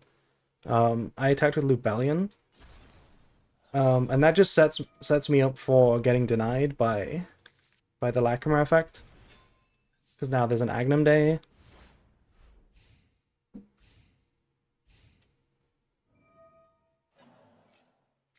And now look at this. This is really funny. Look at the size of this Lurry. They equip all the Fiendsmith equips to it. Look at the size of this Lurry. That is a 4400 Lurry. That is one big-ass Lurry. Yeah. And we have to negate it. We have to negate the attack. I don't know why Scar didn't play. You could have normaled Sword, potentially. I mean, I guess what else would you do, right? Like, it's just a body. I don't know, maybe Scar forgot about this card, maybe he's just trying to force it because it's a one-time use. Doesn't really make a difference. But basically now with the Albaz, we can't fuse, we don't have any monsters to make with the Albaz. But we put it on the board because we do still have one good card in the extra deck, and that's the Chaos. This is the only good card left. And we do have the means to make it now. So we use the Cartesia. We make the Chaos. We can't pop Lurry because Sequence makes it untargetable. So we just have to pop the back row that makes it big, which is the Agnum Day. And then we go for lethal here. I put this in defense position because I'm a coward and I didn't want to put too many things in attack position. But it doesn't actually matter because this is lethal anyway. Scar was on 4300 and this was enough for game.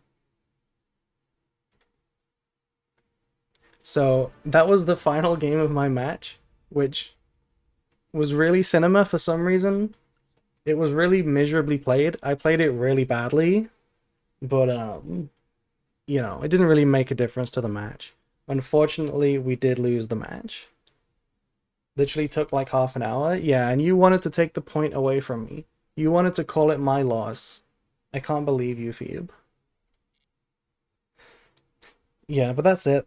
That was the tournament. Let me show you the deck list real quick. This was the branded deck I played. There's no gold socks in it because it's shared card pool and Malice wanted to play the gold socks. Malice needs them a little bit more than branded, so...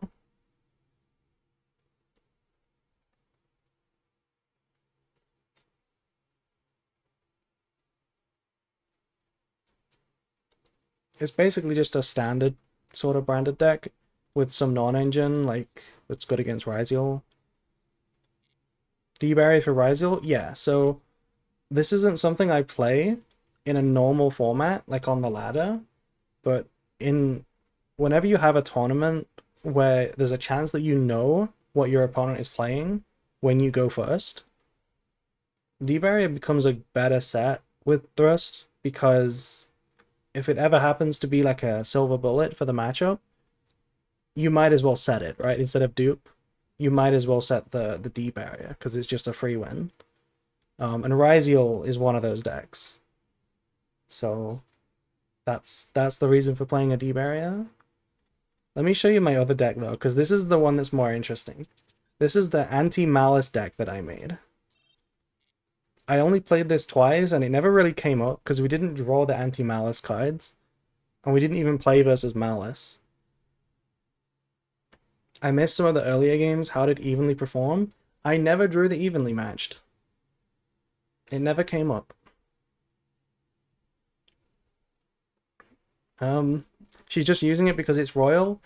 No, that cannot be true, because the only reason I have that royal is because I had to craft one for my deck list, and that's when I got the royal. So I decided to put it in before I had the royal. But yeah, look at this funny deck. You guys are not gonna believe me here. You're not gonna believe me. If anyone saw the World Championship, this looks a little bit like Nash's deck, right? Remember Nash's Snake Eye deck? From Worlds? This is what it looked like. It was anti-malice. It didn't have exactly the same choices. It wasn't playing Iron Wall, but it looked something similar to this. The key idea is that you have Meows and Chaos Hunter. You know, all the cards that are really good against Malice.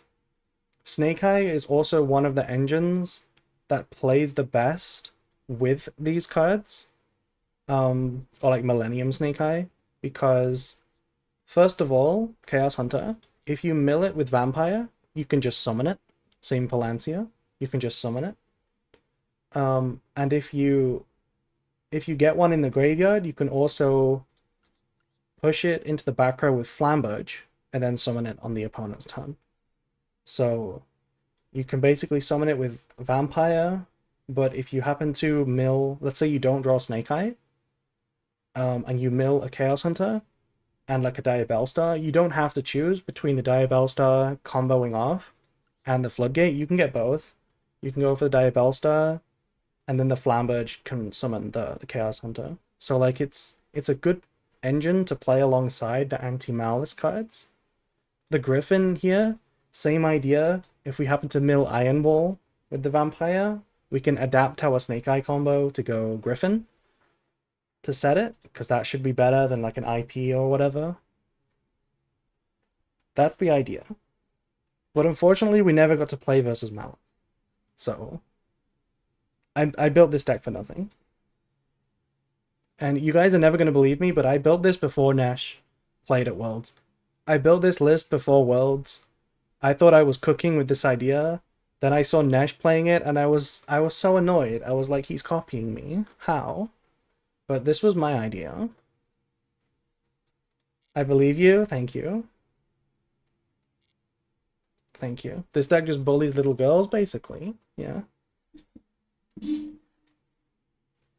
Anyway, let's change my name back. I don't? Okay. Thank you, Cyber.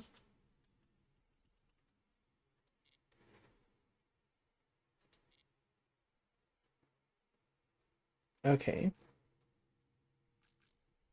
So, here's the thing.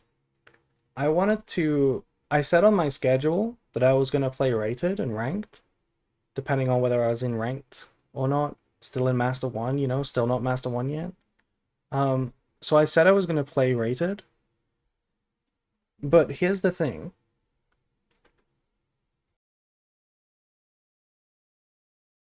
You rated already? Yes, I am. I'm only Master 3 right now. Oh, that's actually another thing. Real quick. This season is so hard. Is it just me, or is... I demoted like twice on my way on the streams that we played trying to get to Master 1. It was so hard. It took forever. It was like, how? Like, how is it so difficult this season? I was even playing Malice. Like, I get why Branded would struggle. Branded struggled a lot, but even playing Malice, it still took a long time. The season is miserable. Bad players getting carried by broken decks. Is it? Maybe. Maybe it's that. I'm at Diamond 4 and I've played like 5 games. Try and get to Master 1, like try to speedrun it and just see how much harder it is this season. I feel like it's so difficult this season. Like I've been playing, look at this. This is just meta sheep list. And we were struggling with it.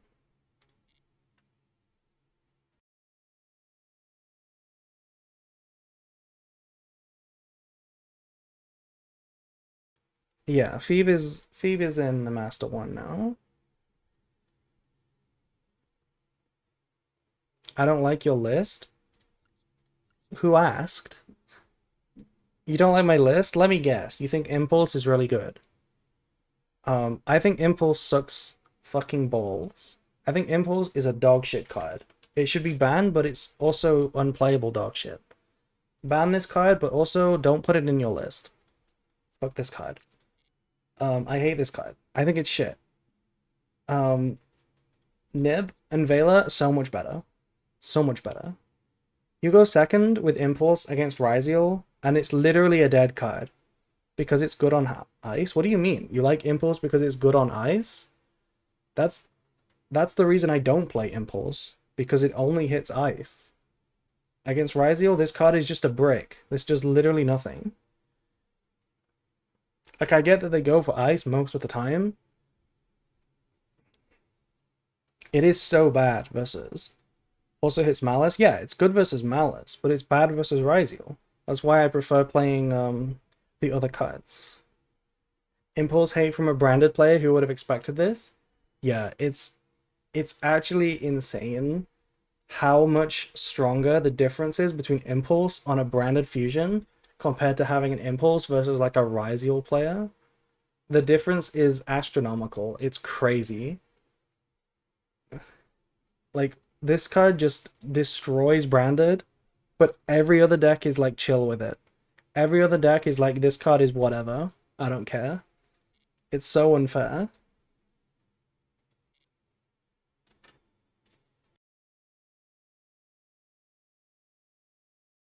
That's why it should be banned, but it's also bad.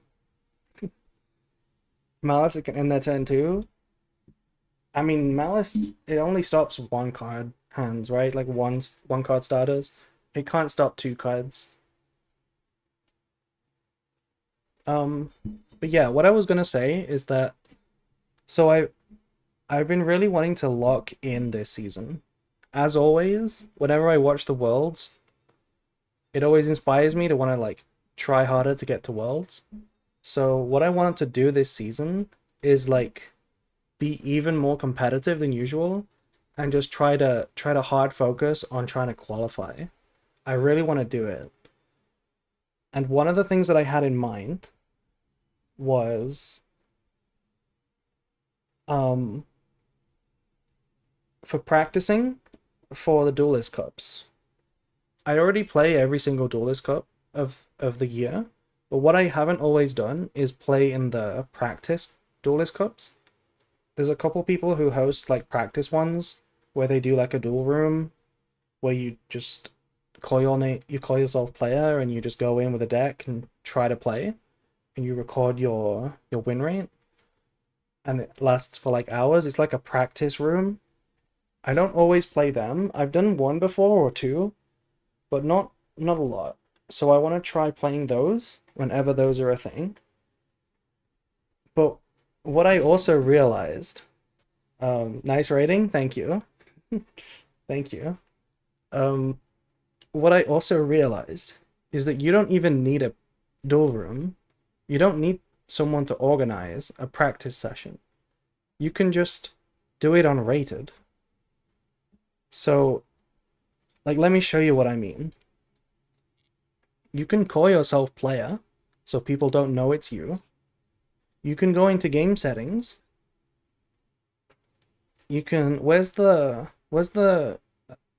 display player name? This one. You can change this setting so that everybody is called duelist and you don't know who they are, right? So it's basically just blind for both players. They don't know who you are and you don't know who they are. And what you can do is just record your wins and losses on rated. You can just set aside like a weekend and just pretend it's a duelist cup. You can just say, I'm gonna, from now on, pretend that the next 72 hours are a duelist cup.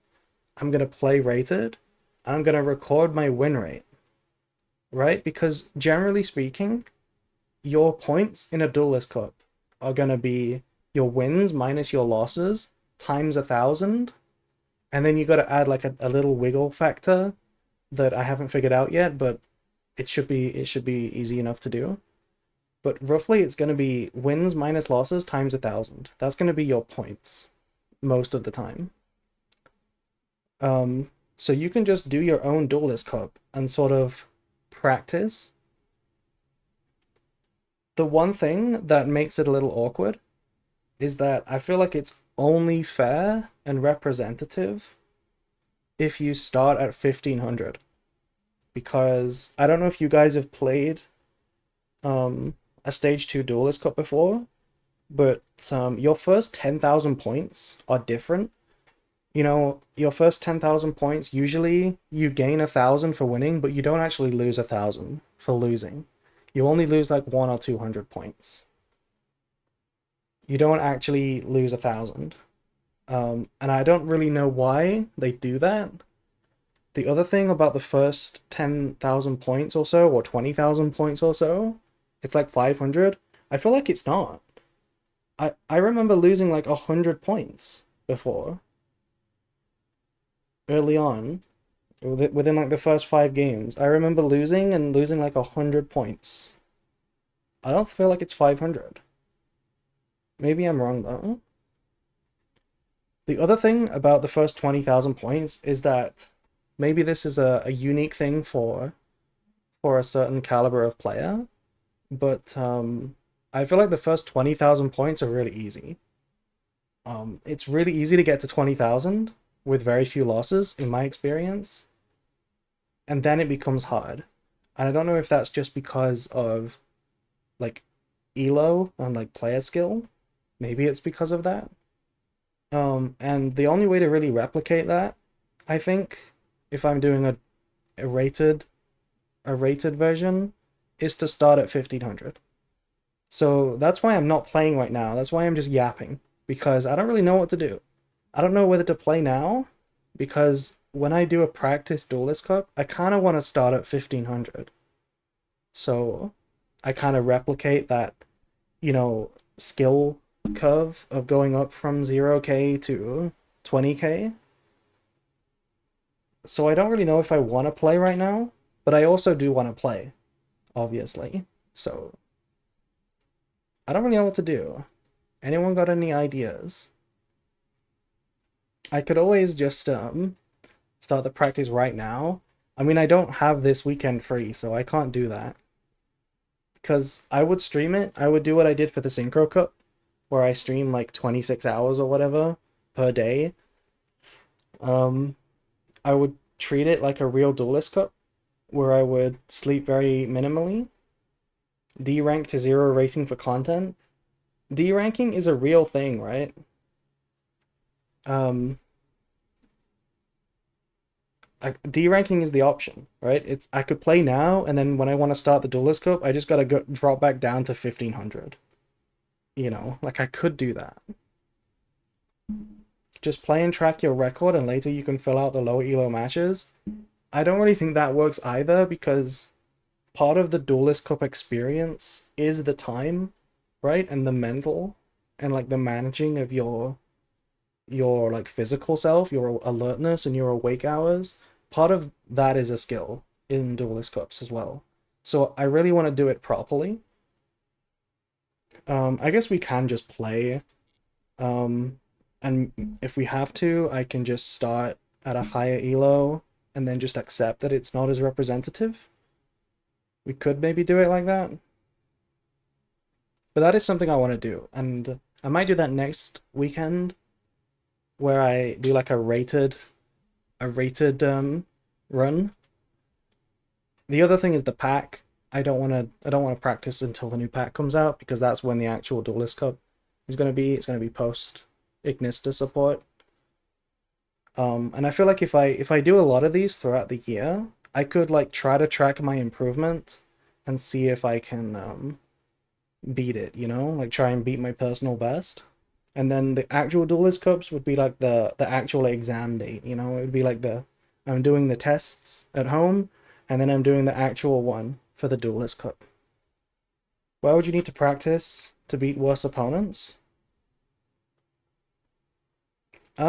It's more about getting representative data. In the Duelist Cup, the first 20k points are against, in my experience, weaker opponents than myself at that level. They only become comparable when you get into like 20,000 plus, and that's where it slows down and I can't really climb very quickly. But on rated, it's not the same. If I start playing rated now and I get 1600 or whatever rated, my opponents don't feel like they're worse than me. Those are actual comparable opponents, where it's not going to be the same as that first 20k in stage 2. That's why I was thinking I would have to start at 1500 That's the idea. Can't you treat 15 to 16 first stage and 16 a second stage? I mean, the first. I don't think about the first stage at all. The first stage is nothing. We can play though. We can play 1 or 2 games. It's not gonna matter. Um, I'll figure something out because I'm not gonna put off playing rated for like a whole extra week while we wait for the new pack. So I'll figure something out. All of this is assuming that I can even climb anyway. I might be stuck at 1500 anyway. But yeah, that's going to be something that I'll be doing this year. Stay tuned for practice fake duelist cups. That should be quite fun.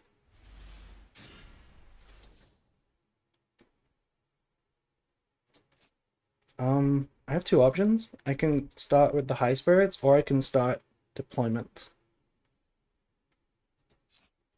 I think I'm going to do the deployment first. Whatever is 1500 right now is completely different from what 1500 would be in like 2 to 3 weeks. That's also really true because most people have not even got to Master 1 yet. So there's probably only a pool of like 100 players playing rated right now. So that is also a good point. It doesn't really become representative until later on in the season, later on in the month. That's where the elo actually like seems to actually represent your skill. Whereas, right now, whoever's top 10 is just whoever had the time to try. That's whoever's top 10 right now.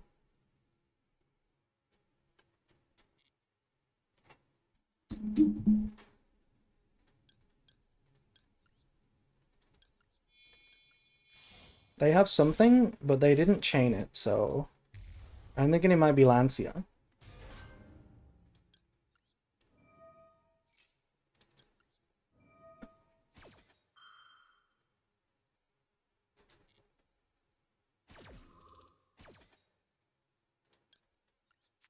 Surely it isn't Ash? Well, it was in response to Cartesia too, so it can't be Ash. We're gonna have high spirits to send something, so I'm just gonna draw a card.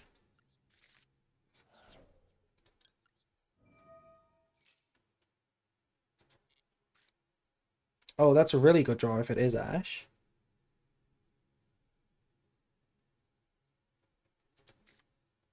Um,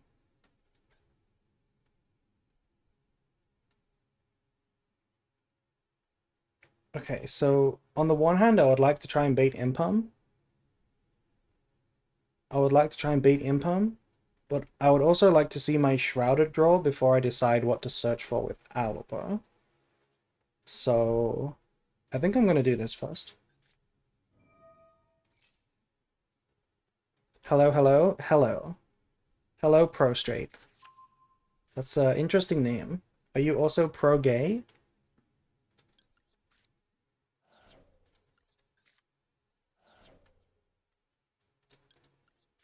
Yes, I am. Based.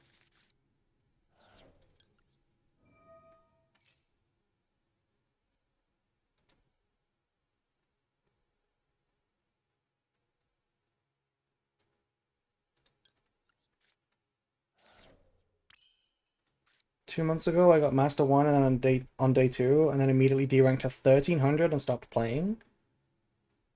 That's really rough. What's on the menu today? I really don't know. We just did what I wanted to do today. Okay, we drew another Sarania, so I'm gonna add back the branded fusion and see if there's a response. If it was Lancia, I think we would have used it before the retribution target was sent, right? I think it must just be like March Hair. So let's go for,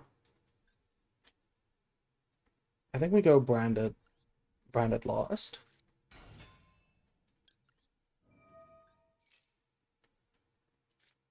It's Effect Veiler. Okay, I think there must be something else because there was also a response to deployment. So maybe it's Effect Veiler and Ash. That would make sense. Yeah, it's Effect Veiler and Ash.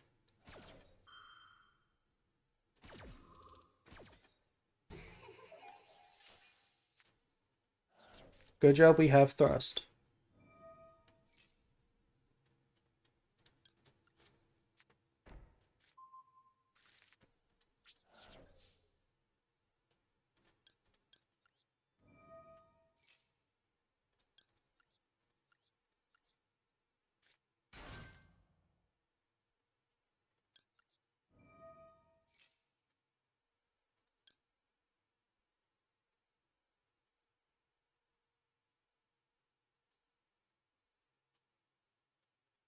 What do I want to send here?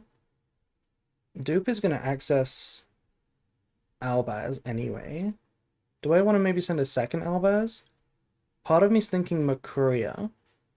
I have Sarania. If this Sarania hits the graveyard, we can send Sword, and then add back a Mercuria that gets banished. I kind of like that option, so I'm going to do that. Let's add back this Cartesia too.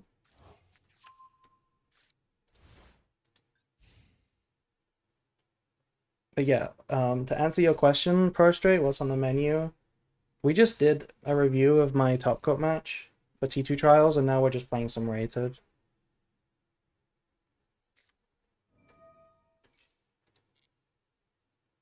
What made you want to pet deck Branded? I'm feeling lost on what I want to play. Nothing particularly made me want to pet deck Branded. I've just been a meta player since before Branded existed. I always try new good decks. I always play one of the best decks for every format. I played Tier before Branded, like before the Cartesia support wave. And then when that came out, I decided to play Branded. I realized it was really good, and I played it because it was good, and it won tournaments for me. So that's literally why. But then as I played it more, I kind of realized that it's the most fun deck that there's ever been. Like, by far, playing Branded is more fun than any other deck. So I just kept playing it.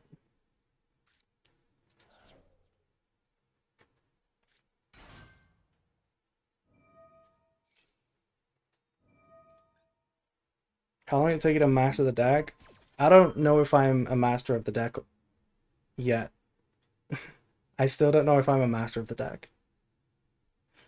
Xed target Quam, or like aggregated target Quam. We could trigger it to put the Mercuria on the board. But how good is that? Like, do I care about that? Honestly, I kind of want to Sarania it, maybe. Because there's not going to be a better Sarania target. Um,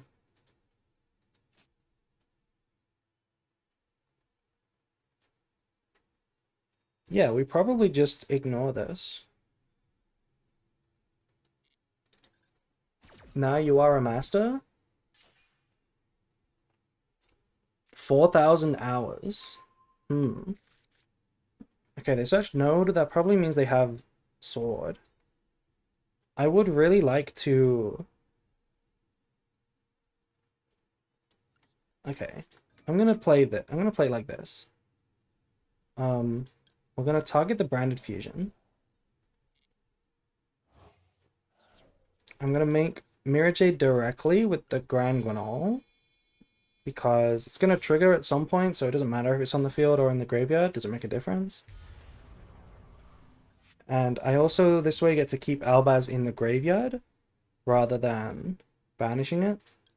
Then I'm gonna use Sarania to target the Mercuria. Awawa. Hello, Meiji. Hello. And here I'm gonna get the Golden Sword Soul, I think, for an attack negate. And we do banish this. Banishing the X tier forces them to normal summon Sword if they don't have ice. Only thing I knew about you, only thing I knew about you before you popped up in Cloudies was the ungodly long branded guide. What do you mean you're not a master? I mean, you can you can like memorize that entire guide, and I still don't know if that makes you a master. Like, I would probably say that I've mastered branded, but there's still players who play it better than me, just because I'm not very consistent as a player, as a person. Like sometimes I play badly. They do have the ice. Like Abu Hamud, for example, he plays branded better than me consistently. I'm gonna trigger this now, so I might not get another chance. Can't they still special node and then special sword, or am I tripping? Yeah, they can special node, but let's say they didn't have ice in the hand and they had the sword, they would need to normal summon the sword in order to continue playing, right? If they didn't have the ice already.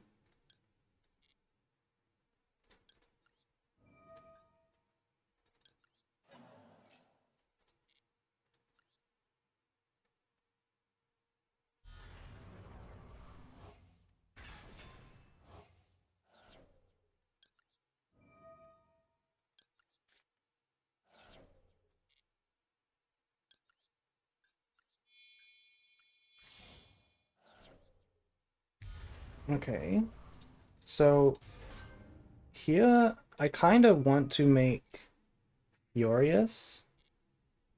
I really want to pop my own Sarania. Okay, they're just gonna scoop. I wanted to pop my own Sarania so that I can get the sword to get back the Makuria.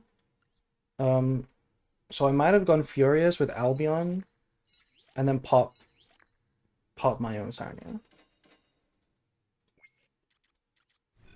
Blow your load, Furious Dragon.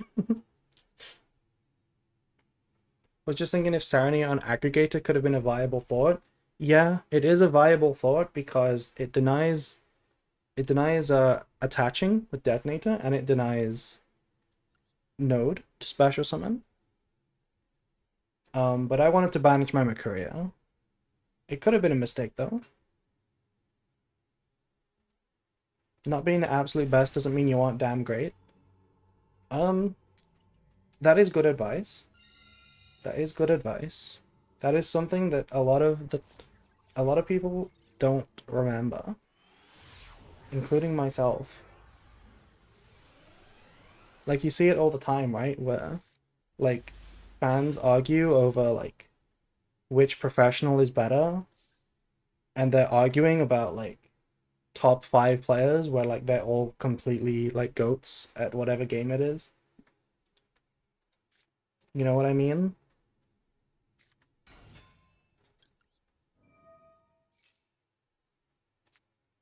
Okay, Imperm on Alba already have branded fusion. Is it even worth using the Eclipse here? We would get we have the Sarnia, so we would get High Spirits, and that would be really good. Um, if they don't play into the Thrust, the end board would be 1 card combo plus Eclipse. Whereas if we use Eclipse, it would be Quem in addition, and a draw 1. Is that good enough to win? Eclipse is a strong disruption. It depends on the deck. If it's Memento, it's not a very good card. If it's Malaz, it's like kind of mid.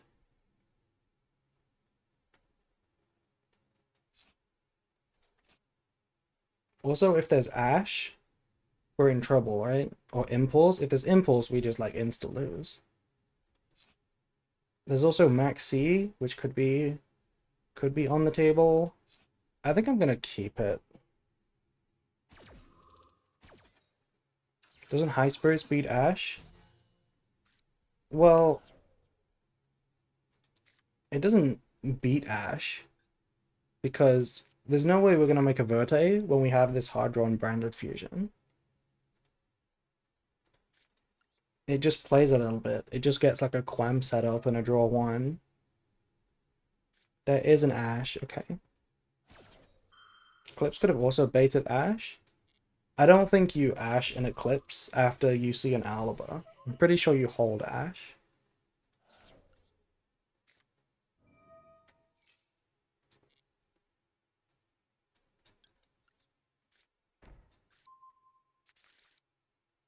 But yeah, in hindsight, since we got ashed, it does look pretty nice to have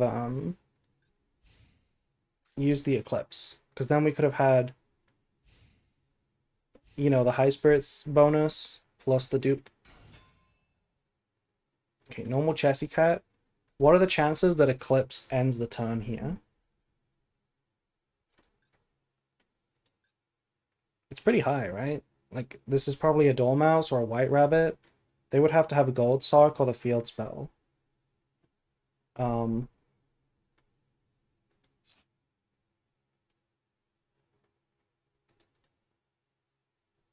in which case, I kind of want to make Furious. I kind of want to go dupe for Furious.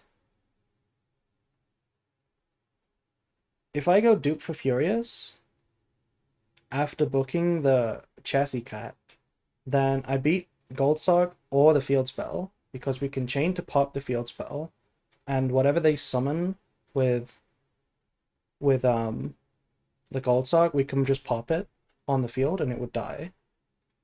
I kind of want to do that.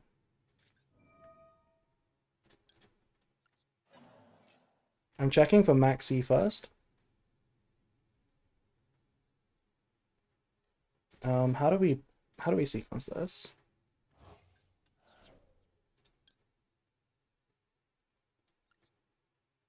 You know what? I guess it could just be Mirror Jade. Doesn't need to be Furious. Furious checks both of them, but so does Mirror Jade. So I'm probably just gonna make Mirror Jade because it's more follow-up.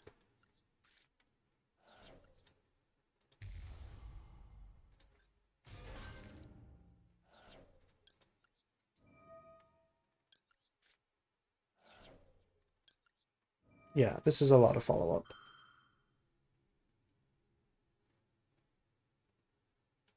Is this baiting an Ash right now? Is this baiting a second Ash right now?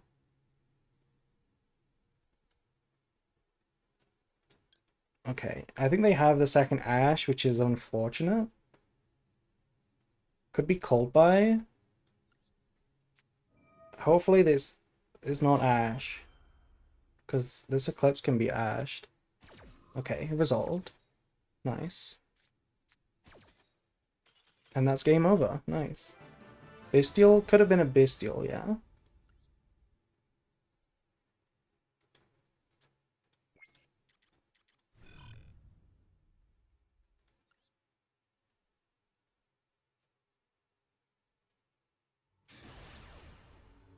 Did we go on anonymous mode? Yeah, I didn't realize, by the way, that anonymous mode isn't completely anonymous, because you can still see the profile picture and like the mate and dual field. It doesn't change those to default. It just changes the name. So to some extent, it's not the same. But if I just don't pay attention to it, I don't really know who's who. It doesn't really mean anything to me.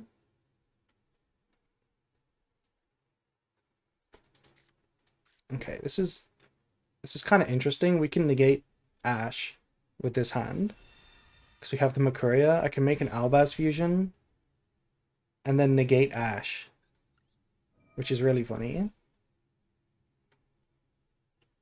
Assuming this resolves. Okay. It would be really nice to make Sanctify here because I want to do other things with the branded fusion. If I go for Albion though, I don't want to banish the Makuria. I guess we could though. We could banish the Makuria and then go Shrouded, add it back with Sword. That's probably pretty good. And there's a chance that there's an Impalm here right now.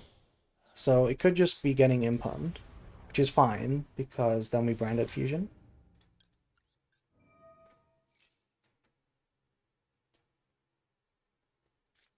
Yeah, it's getting Impalmed. I'm not going to Book of Eclipse, even though that would be kind of funny. It's not the right time.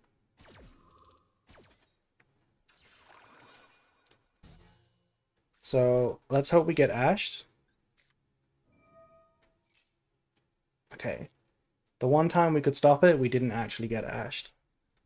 How do we play this?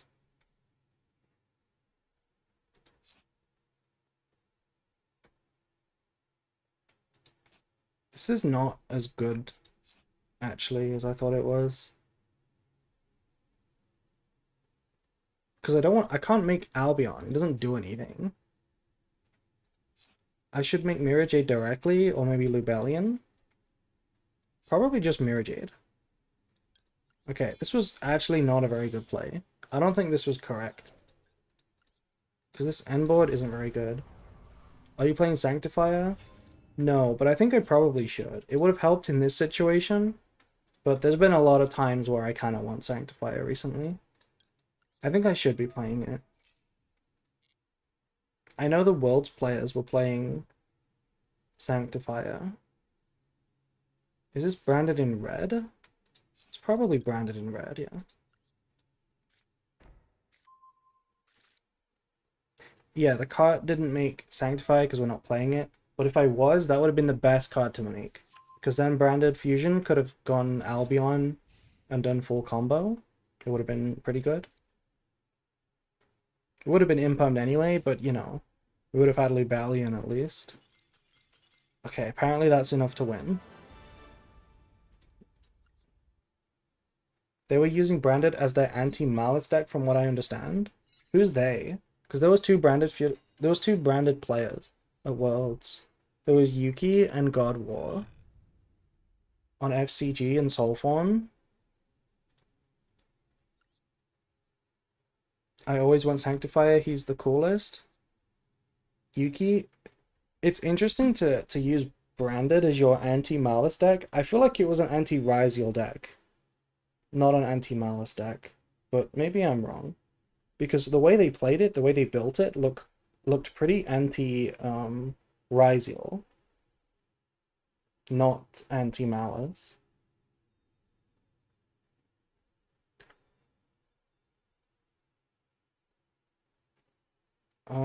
Yeah, we could play Sanctifier. The card to drop is probably this one. I mean, anti-Malice is branded, that's kind of like really risky. Yeah, it doesn't really make sense to me either. Malice is anti-branded, just because it's an impulse deck with lots of hand traps, and when it goes first, it auto wins without getting hand trapped. It's like the perfect thing to beat branded with. It's like a free win when you go first, and if you draw impulse going second, it's also a free win most of the time. Like what? How could you build anti-Malice branded?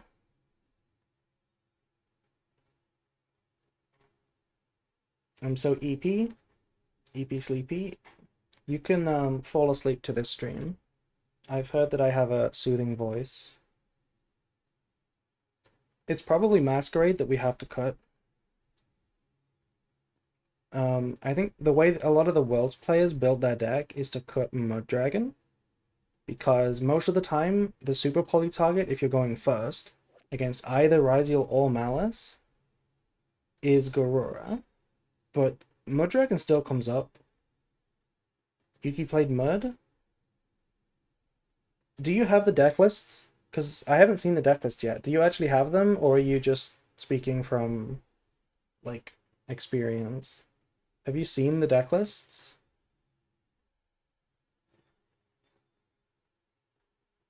Because I would like to see them. I have Yuki's. Can you send it to me? I would like to see them. I think I know what God War's list is. I could probably infer the entire list because he played a lot of games. He showed a lot of his deck. I could probably build the entire God War deck, if I'm honest. Like, let me just try that real quick. I haven't seen it, but I'm almost certain that I could build it card for card.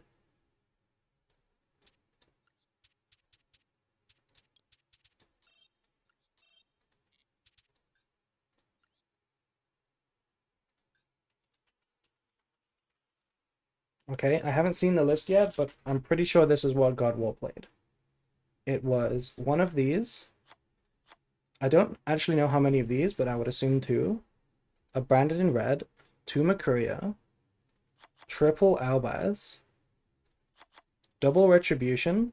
They played Branded in white. I'm pretty sure they did not play Sword. Or maybe they did. Yeah, I think they played Sword. High Spirits, Lost, Cartesia, I don't think they played Quiritis. They played one or two Quam, I think.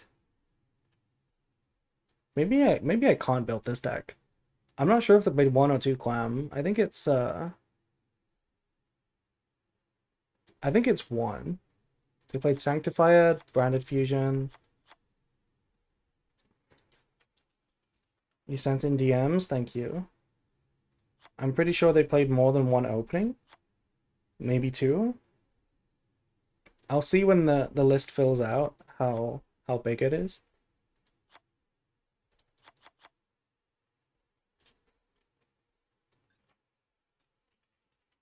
They obviously didn't play Gold Sock, but they did play Foolish, Bestial. They were on one Lubellion, double a triple Sarnia. We would have had Cold Bite.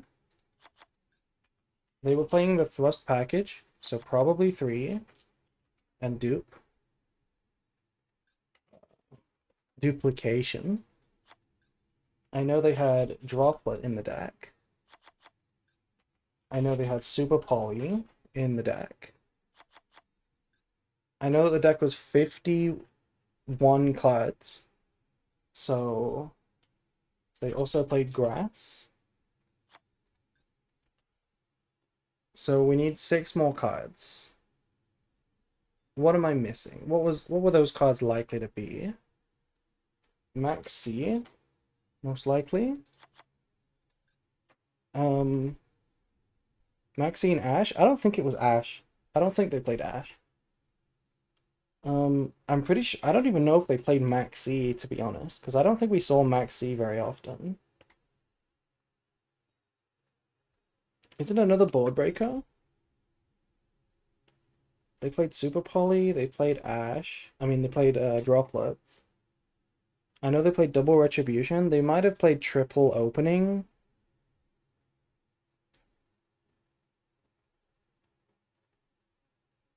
What am I not remembering here?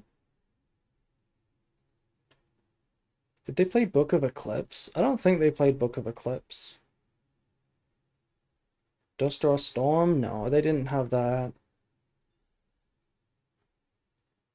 Did they have anything spicy? I don't think they had anything spicy. Oh, you know what? They played Allure. I remember them playing Allure. It could be triple Allure. It might actually be no Maxi, by the way. This could be the deck list. It could be this. This could be the deck list. I know they played Verte for sure. I'm pretty sure they did not play Furious because they never made it. Oh, Deployment. You know what? You're right. They played Deployment. So it's probably just like 2 Allure and then 2 Opening. Maybe Opening is a one of actually. No Banishment? Yeah, they did not play Banishment. This might be their list. They might have, I think they played like Allure, Deployment, and they might have just been on one opening. But they definitely made, there's definitely some choices that we know for sure, like Double Mercuria, Double Retribution, Super Poly Allure. We definitely know these choices. There would have been a second Mirror Jade here. And what else? Gorora. I don't think they played Mud Dragon because I never saw them make it. I know Yuki played Guardian Chimera, but I know that God War I don't think did because they never made it. Um, Maybe they did play Furious. What am I forgetting from Standard Branded here? Am I going crazy? What am I forgetting from Standard Branded? Why is there 3 cards missing?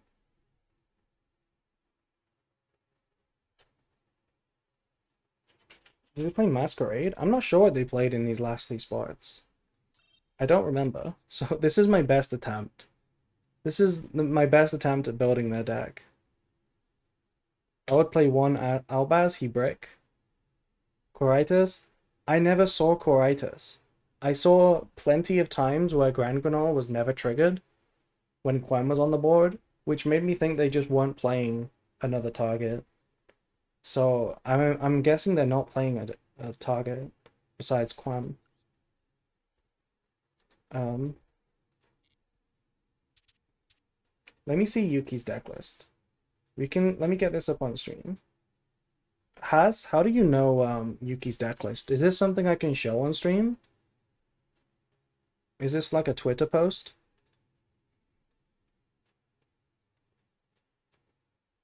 Or is this like a secret? Can I show this on stream or not? Yeah, you can show it? Okay. Because it's actually really interesting. Okay, let me get it up real quick. Getting an image through OBS is not trivial.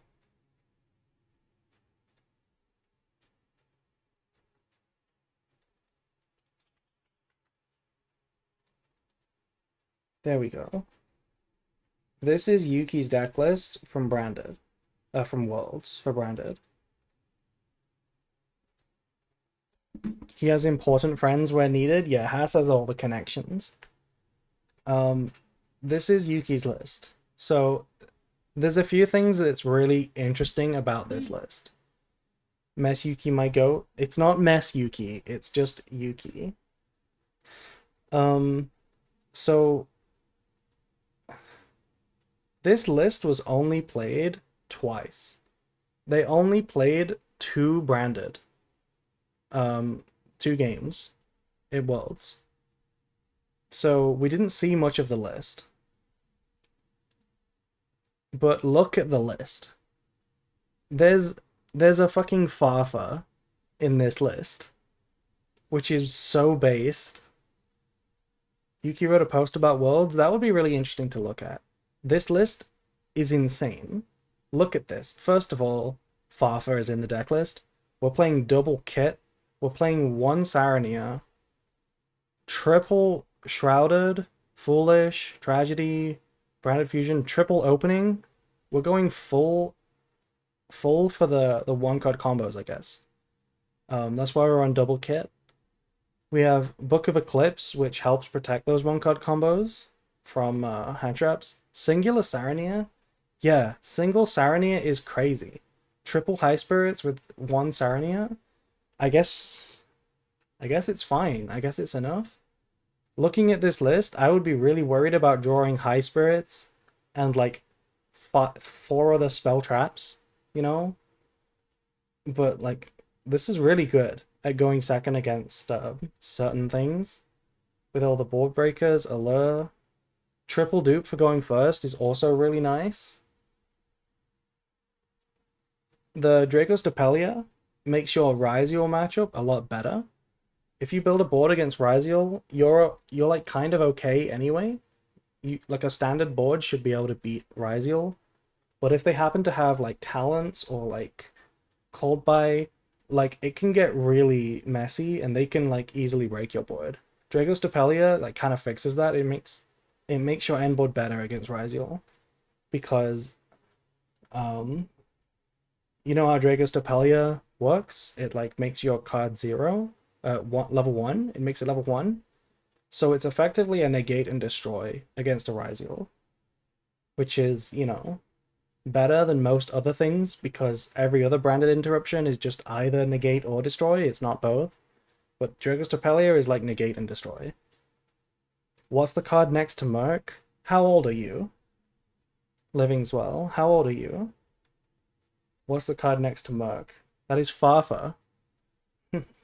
That is the card that Fafa is named after. Most important question, what's up, Nicky boy?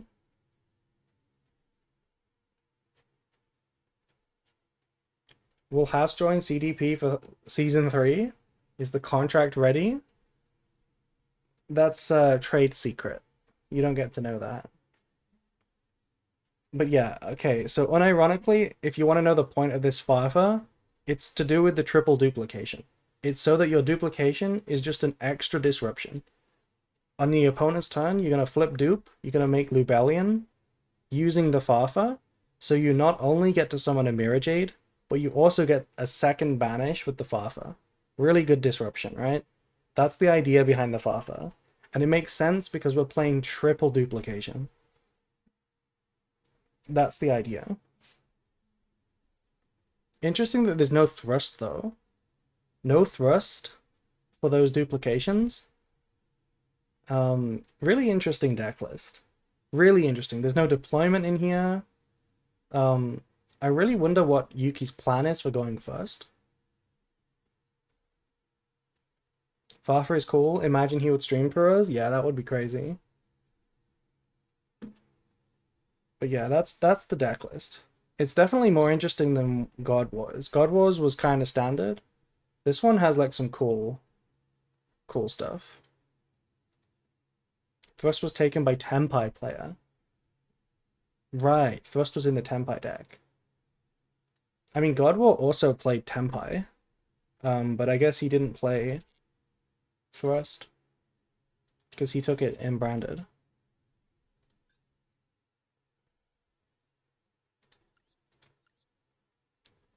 Anyway, I really want to play Sanctifier. I don't really know what to cut. It might be Furious. It might be Furious. I didn't actually check. Did Yuki play Furious? Yuki did not play Furious, yeah. Neither of the Worlds players chose to play it. I still like it though. I still like it. Cut the second Mirror Jade? No. Everybody says that, they regret it every time. You do not cut the second Mirror Jade. Never. If anything, it's Coridas or Masquerade. Or Mud Dragon. People who say cut Verte don't play Branded at a high level. They play at a noob level. I think the only correct answer is Masquerade, Coridas, or Mud Dragon to cut for Sanctifier. Also Furious, like Furious is like the next option, but I really like Furious. I really like it. Because there are times where you disrupt the opponent by going Mirror Jade Banish, then make a Chaos, and then also make a Furious. And you just can't do that if you don't play it. Put the Mud Dragon in the bag? Okay. Mud Dragon is in the bag. Phoebe, make me VIP? You want to be VIP, Nicky Boy? What does it mean to be a VIP? What does it get you? Like, what are the perks of being VIP?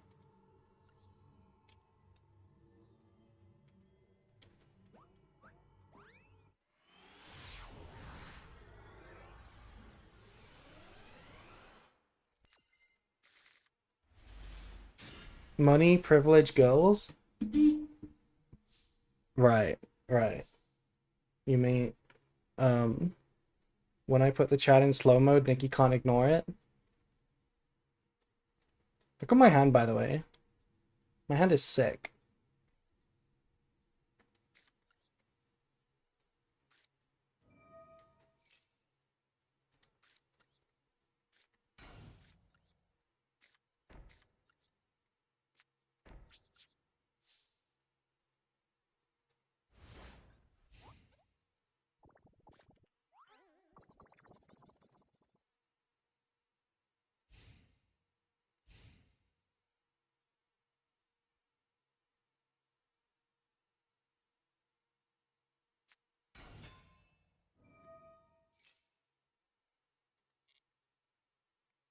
Okay, this is not looking good.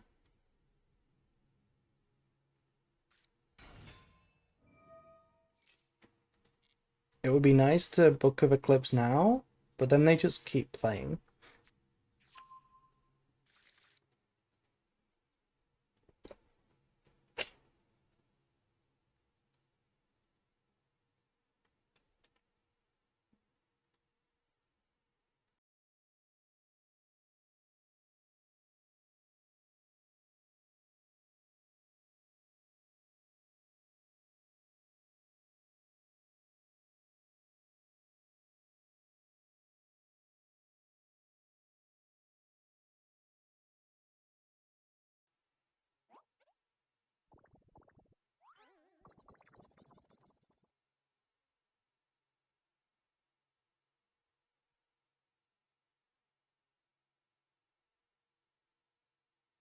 I tried to make you VIP, by the way. I just couldn't do it. I didn't figure it out. I don't know how. Okay, they're doing an XE now. Tornado Dragon, really? Tornado Dragon sucks. Please target lost. Please target lost.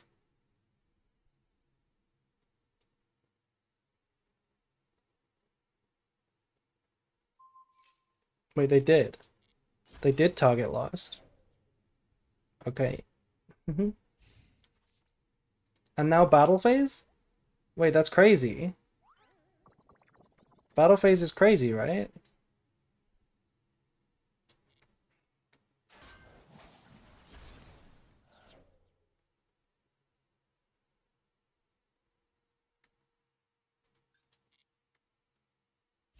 Because now we can use the red. Like, are they trying to go Zeus? Do they play Zeus?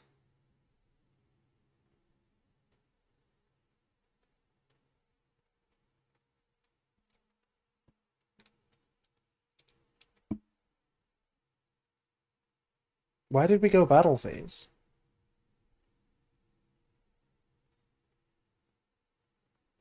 Oh, okay. I guess the reason is because we activated Branded Lost and then set cards. So they were thinking it's probably super poly. So that's why they popped the Lost, tried to attack over it to force it. I get it. That's why they did it.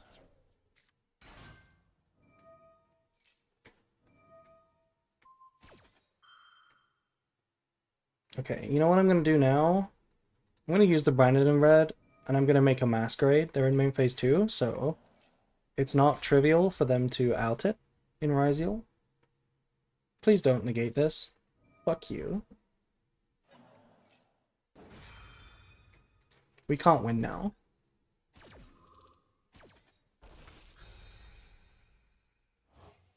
I called it, yeah. No, they called it. What do you mean? They called it, not you.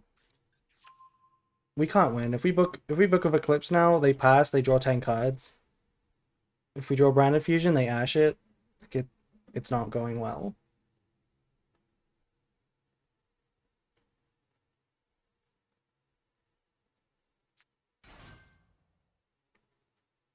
Like, I guess we book of Eclipse now and just hope. Do you have Ash for this? Okay. Okay. Well, we bricked. That's fine.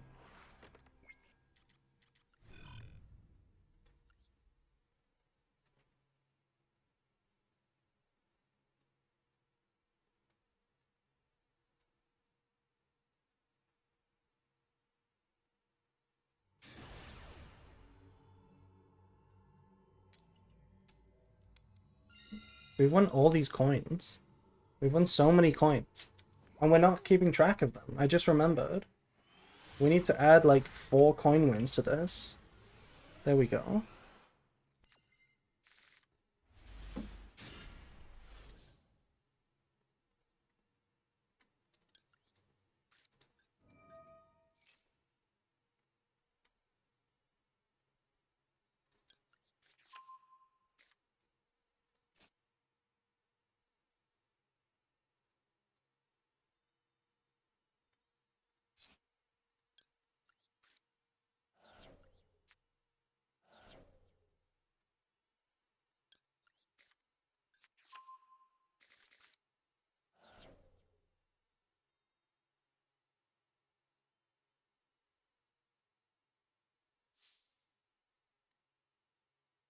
Is Draco Tail here yet? No. Draco Tail is not going to be out for a while. We have a lot of decks and a lot of filler packs while the Malice meta exists, and then they're going to give us the Justice Hunter decks. I am excited for Draco Tail though. Okay, the Maxi is kind of cringe, not gonna lie. The Maxi is kind of cringe. I kind of want to just summon Albaz and set Super Poly. You know? Just like summon Albaz, suck it, and then pass. And then I'm going to draw one.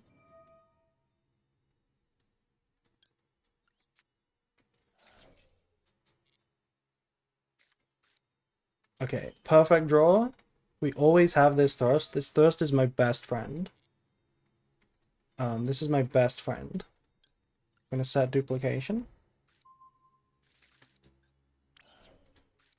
Do we set double Super Poly or single Super Poly?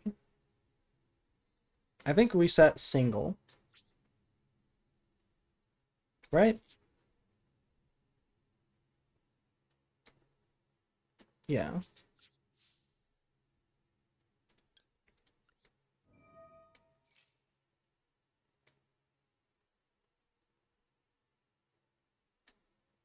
Please don't ash this. The Dominus Impulse this. Okay. Fine. So we can still use the dupe. We can use it to dupe a deployment, and that can summon Albaz and Fuse. And we can get the second discard with Retribution. That's fine. We could also just summon Cartesia and Fuse. That would also be fine.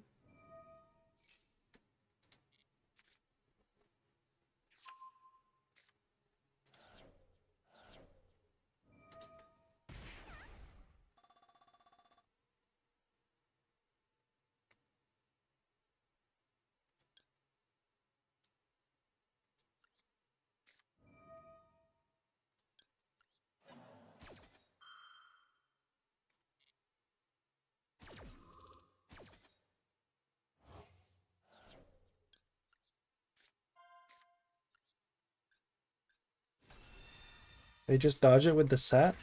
Well, what are they gonna dodge? We don't have an impalm. I'm not trying to disrupt them just yet.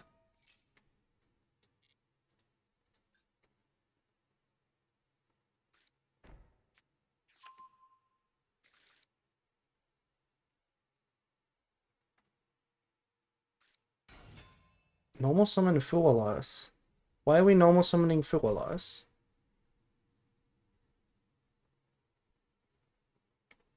Oh. Okay, I think I get it. Thought you were albazing, wasn't paying attention? Oh, right, right. We're going Almirage. Okay, we're going Almirage to go Splash Mage? Or is this to make SP? Honestly, it doesn't matter. Either or is completely fine here.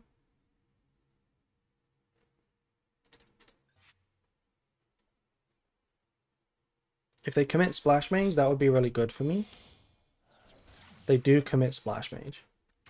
Probably Super Poly this away now. I can't imagine you would normal Fua if you had a good extender, so just gonna make this. Apil, do you like Tetris? I have never played Tetris, believe it or not. I've never played Tetris. Well, they do have an extender. Okay. I love Tetris. It's funny blocks that fall, give point, and make me happy. That is such a childlike description, but I know exactly what you mean. Fall block make happy. Carrot big size. We can banish this, right? Like it's already used its return effect. You can change EWC, sure, but like the Dormouse is not coming back.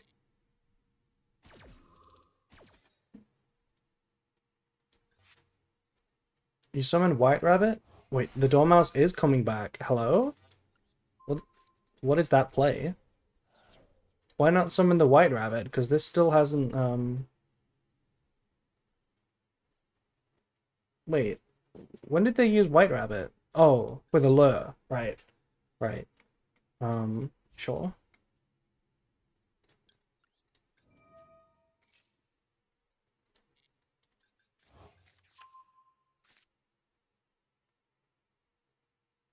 I think we use the Rinbroom here.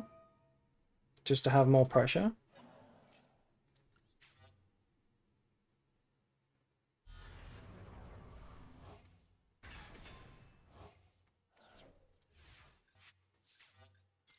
And they scoop. Nice.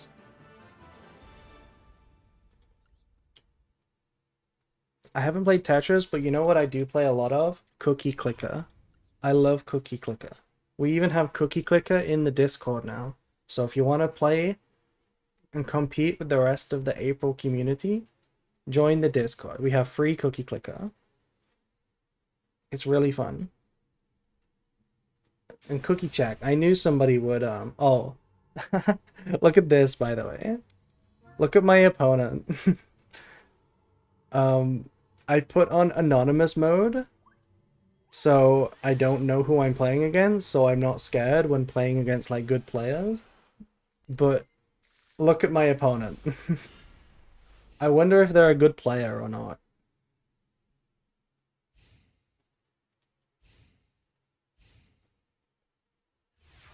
Oh, I guess they're not a good player because they just passed turn. It's Mateus, bruh. Honestly, I know. I can tell because of the choice of the circle, you know, the circle one that's for year 2 of Worlds. I can tell. Anyway, how do we want to play this? We have 35 quadrillion, by the way, 261 trillion cookies. Probably want to see my draw. Matters a lot if we get max seed or not. Evenly matched. Oh my god, look at the board breakers. I kind of wish that they just Ryziel comboed me instead of passing.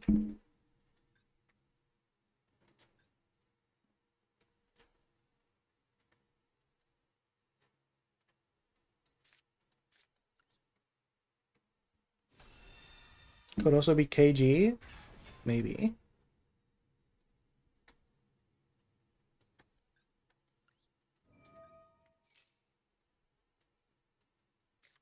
Fool us, okay.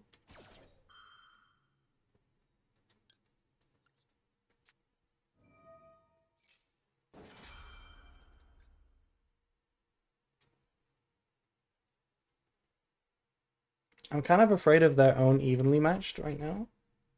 I might make Sanctifier. Mateus was on Ryziel yesterday when I played him.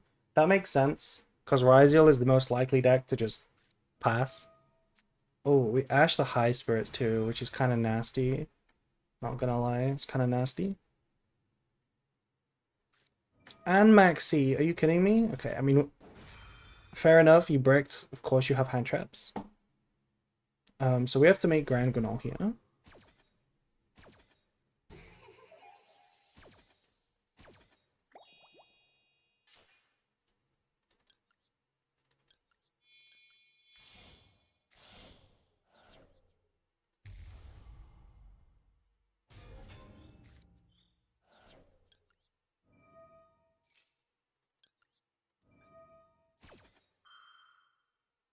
So the question is, do we try and go Branded Fusion and combo? Because we can't be Ashed. We give a lot of draws, but we could just try and push for game. Okay, never mind. They're gonna Vela me. Wait, Vela doesn't stop this. Because we already have the Retribution. So, okay, and Lancia. Lancia stops this. Okay, Lancia stops this. Thank you for your 5 hand traps. Thank you for the 5 hand traps. The hand was Fua, Ash, Maxi, Vela, Lancia. That's crazy. And what do we send here? I probably should have chained the Retribution, but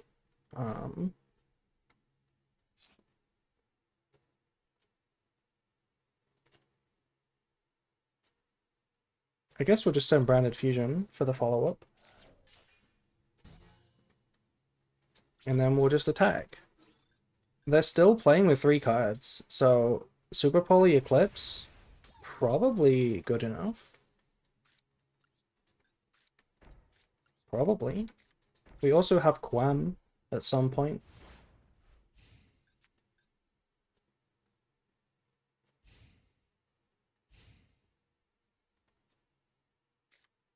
Okay, that's definitely one of the draws. I would guess that they don't have another Ryziel, because why would you normal the sword?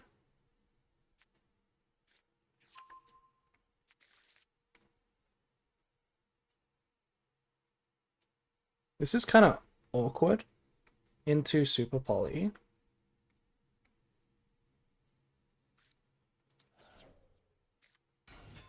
If they search for node here, I feel like I want a Book of Eclipse. In fact, even if they search sword, I think I want a Book of Eclipse. Right?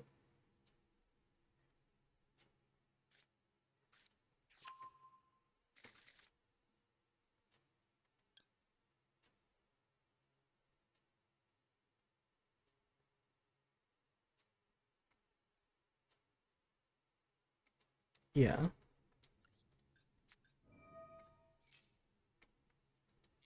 Because the node doesn't have a target in the graveyard. So they can't use it. It's just a single summon.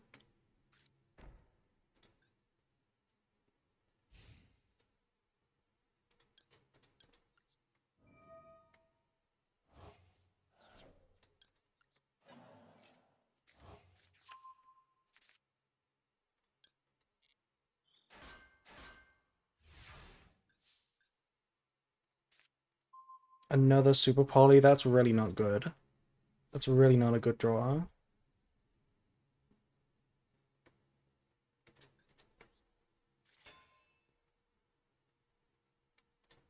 Please do not ash me again. They didn't ash me. That's kind of cracked.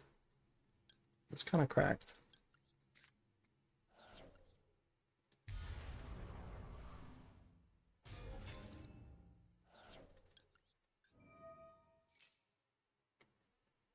Imperm. Sure. Imperm's not that impactful here. You know what's really funny? This is the first game after taking Mud Dragon out. If we kept the Mud Dragon, we could have dodged that using Super Poly. But I probably wouldn't have done it even if I could.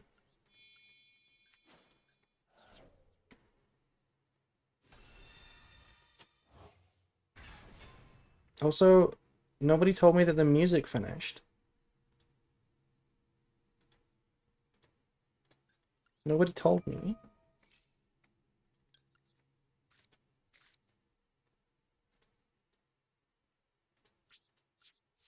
Music finished? Thank you. I just got back. Fair enough.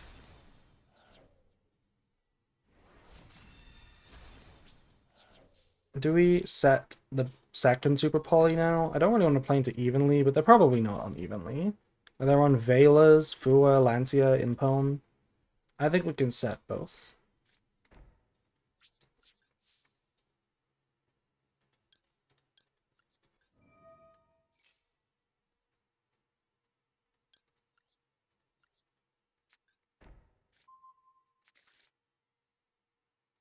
Too busy learning from the stream? Thank you. I do try to be as helpful as possible. I know that a lot of people watch to learn branded, so I try to provide.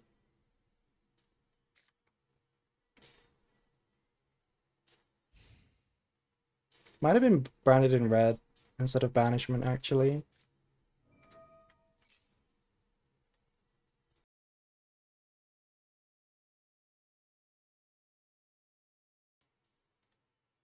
I believe Herman was on all of those cards plus evenly? Really? So, what you're saying is there could still be an evenly?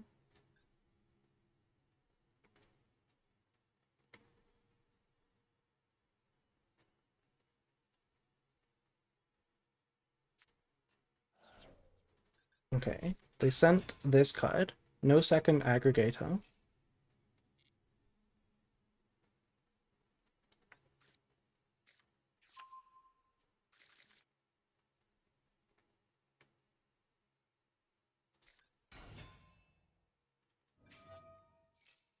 We know that the node is in the hand. We do know that the node is there.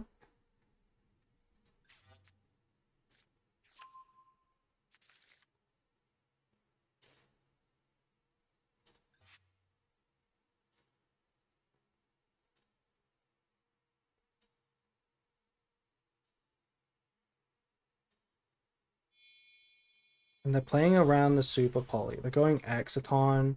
That's so mean. Exciton is so mean. What do you mean you have enough cards? You don't have enough cards. That's so mean. We lose the game now, kinda.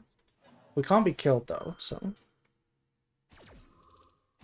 We cannot be killed. Meanie, yeah. I really don't want to summon here, so that my Albion gets to float.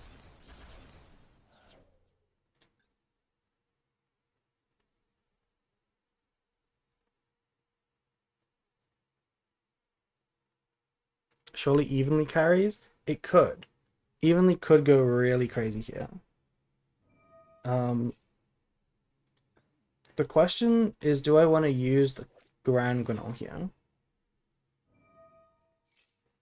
If I trigger to summon Grand Grenol, to summon Quam, they're just gonna set Cross, overlay into Duo Drive, and then they can negate anything anyway. They attach a Razio from the graveyard.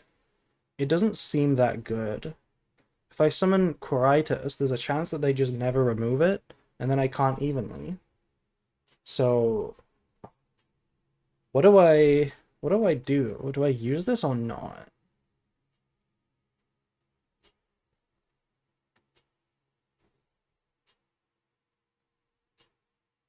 I don't want to just lose to Lancia, because we know that they're on it.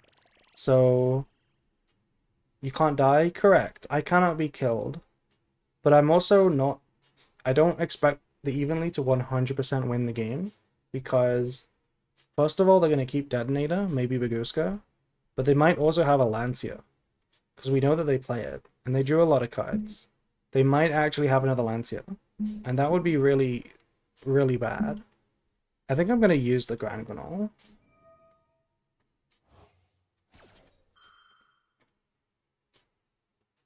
Because worst case scenario, we can crash a Quiritus next turn, if we need to.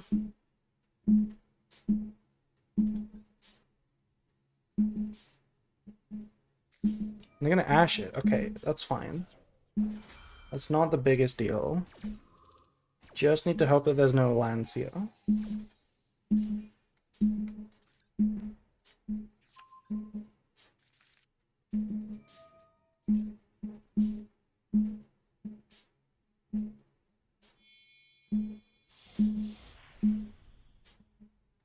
We know that there's a node in the hand.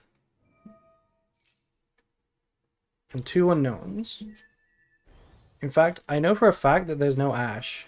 Oh fuck, they have talents. Okay, you know what? I did not consider talents. If I'd remembered talents, I would have not used that Grand Grenol. I forgot about talents.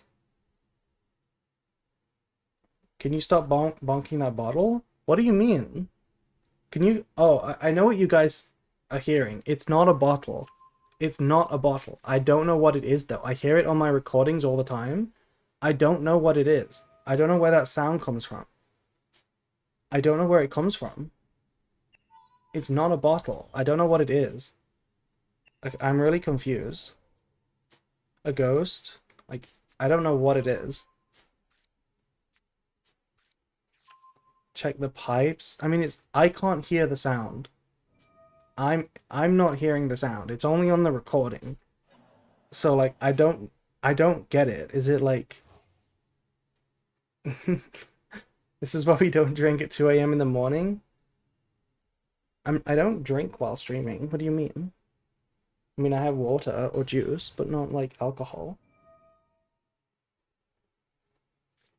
I don't hear the noise. It's only in the recording. I don't know what it is. I don't know if it's like vibrations. I don't know if it's like vibrations. Can you guys hear it now? Can you hear it right now?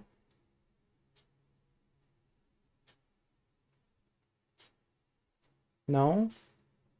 I don't know what it is. The way that I have my mic set up, it's like it's suspended. Is like a big arm that's holding it in place. So like I don't know if it's like wobbling the the what's it called? The bracket that holds it in place. Maybe that makes it, I don't know.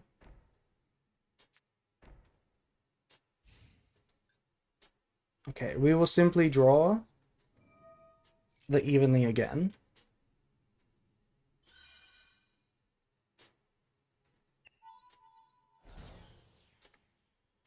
We will simply draw the evenly again. That's not the evenly again.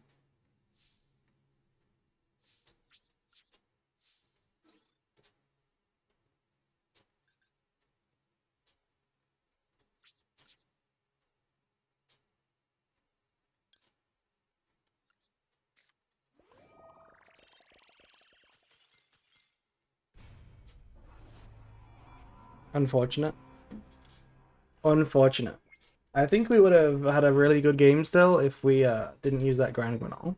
That was a mistake. We played into talents. It's your chord swinging the mic. How do you know that?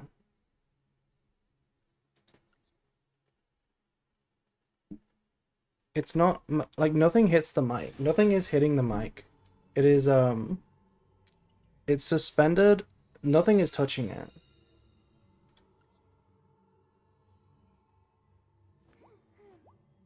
Haha, I don't know what you mean. My heart froze at the end of the battle phase? Yeah, that was the point. That was the point. That's why we did it. I think I I completely forgot about talents. I should not have used that Grand Guinal. That would have been a much better game if I had resolved evenly. And now we draw it, yeah. Now we draw double evenly.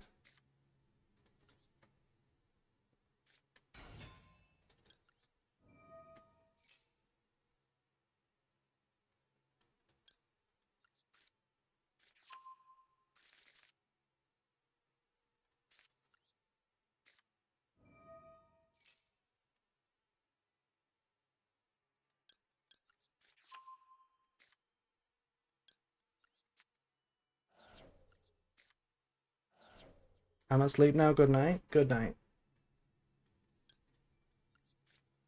Yeah, if anyone hears that sound again, please tell me, because I really need to figure out what it is. Because I don't want it in my recordings either. It sounds like I just have like a bottle that I keep knocking about on my desk. But that's not, I don't have that. It's like, it's a ghost. I don't know where the sound comes from. Let me use the Libellion first to get a card out of my deck. Let's get Magnamut.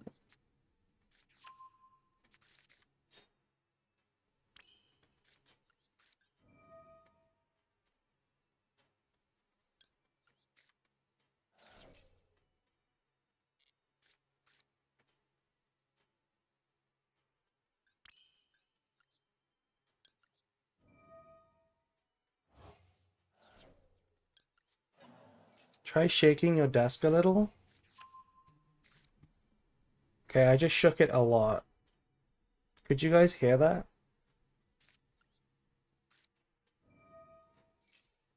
Nope. Okay. I'm really confused. Okay, Maxi is a lot better than Ashia. Thank you for the Maxi. Maybe we could try going Sanctifier. I'm down to go Sanctifier. If we send Cartesia, that's actually really good with the Quam, because then we could send the Golden Sword Soul, and then the Golden Sword Soul can summon the Cartesia. I'm also tempted to set one evenly. I could see this one evenly coming up.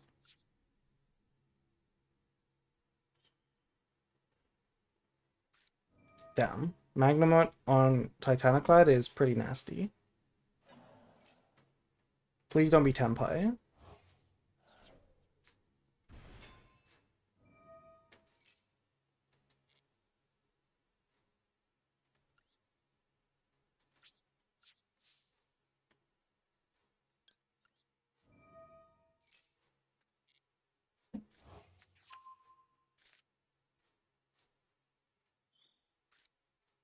It's not Tenpai.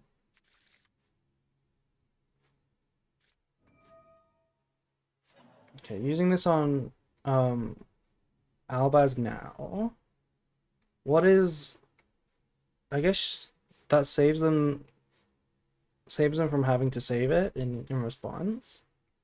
What can we do with the Sanctifier now instead?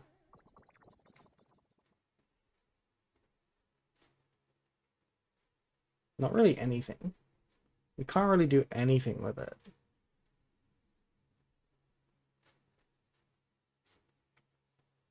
Yeah, this kind of went from a lot of disruption to none real quick.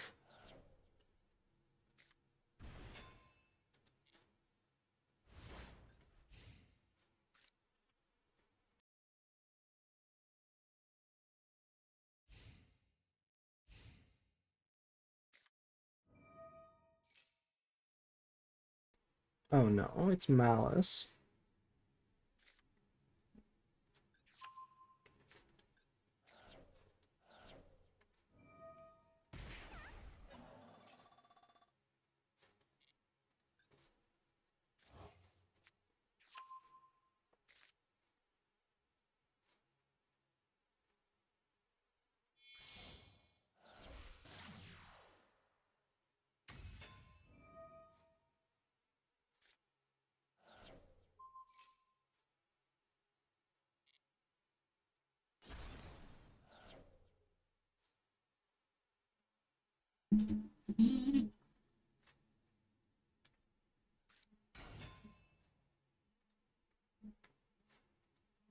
The hand looks so shit as well. If we had disruption, we could have won this.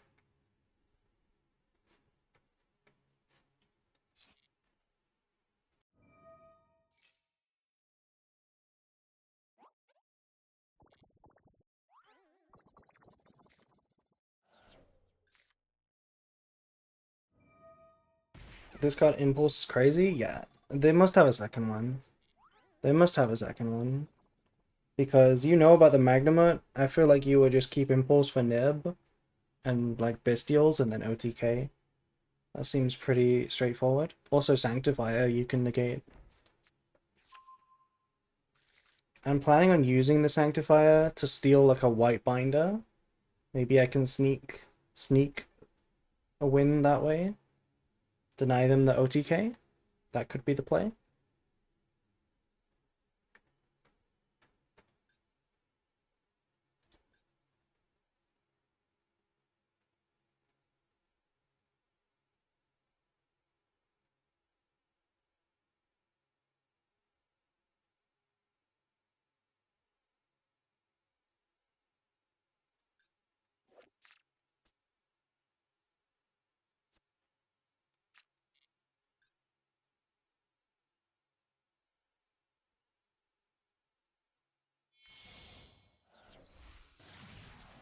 Okay, Appaloosa.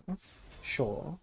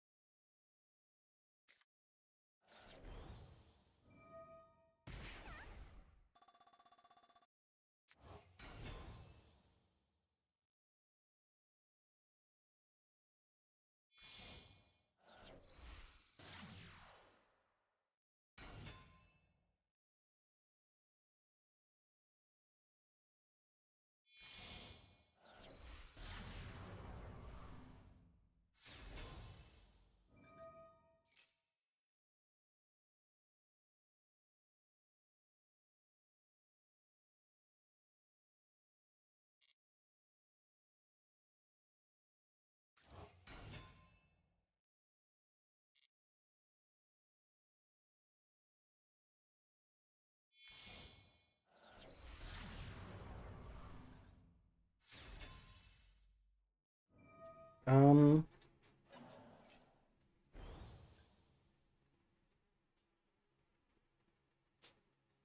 the Appaloosa makes this cringe. I kind of have to hope that they negate the Magnamut.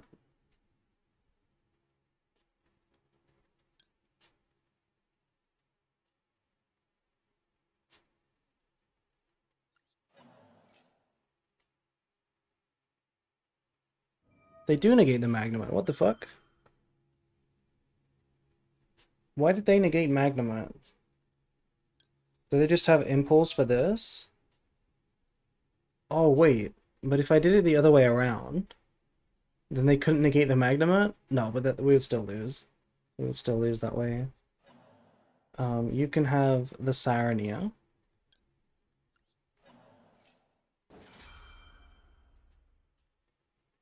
We're getting impulsed. There's no way around it. Or that. Oh shit, we could have played around that. We could have targeted 2 cards in their graveyard. I got greedy for the Sarnia as follow-up. We didn't need that though. That was my bad. We should have targeted 2 of their graveyard. Fuck. Then we could have stole the Crypta. We would have survived. But now we lose.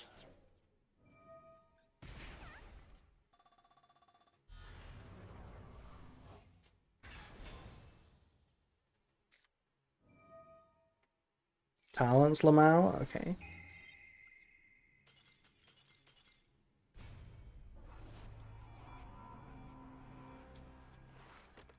That was slightly misplayed.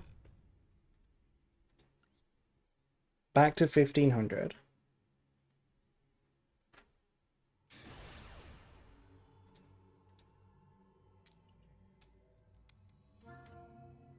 Okay, I feel like we won a lot of coins in a row, and now we're not winning so many anymore.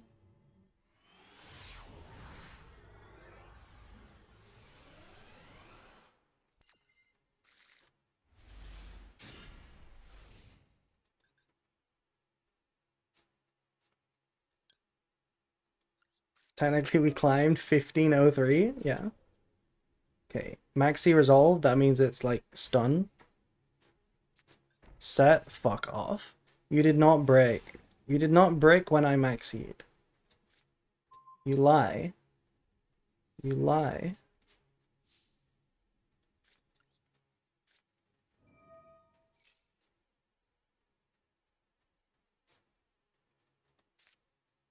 Cookie check. We have 35 quadrillion, 633 trillion cookies.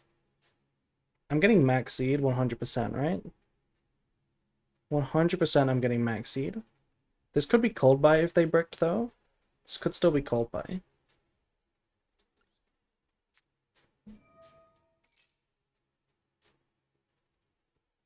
No maxi. Interesting.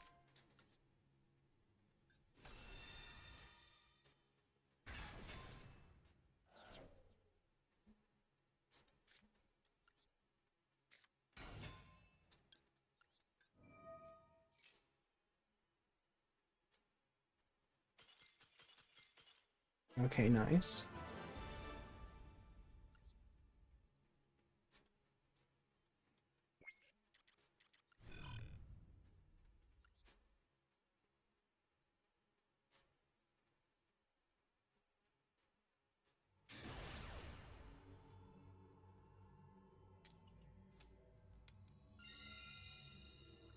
I am having coffee and Monster. That's actually insane. That is a double dose of caffeine. You must be bouncing. You must be bouncing right now. No, my hand is shit. Fuck.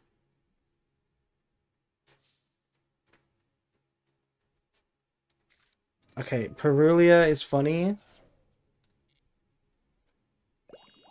because we still can't do anything with the thrust, right? What do we have?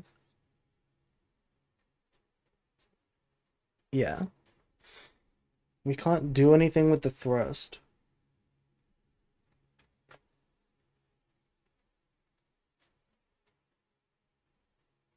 What do you need such focus for? The April stream, obviously.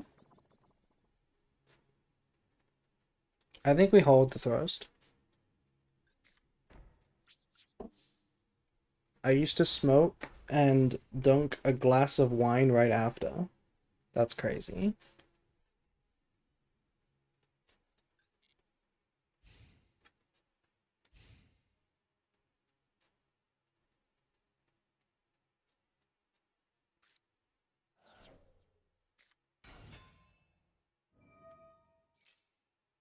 Okay, they sent Detonator, which is funny. We could cold buy that.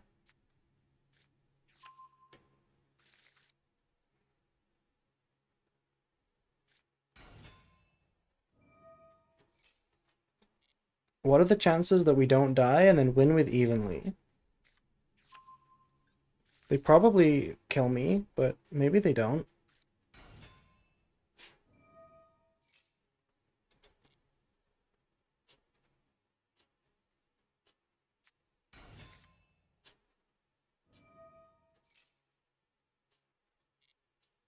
I'm basically like Zane in GX during his duel versus Evil Jesse.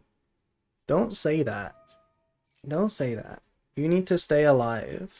You need to protect me.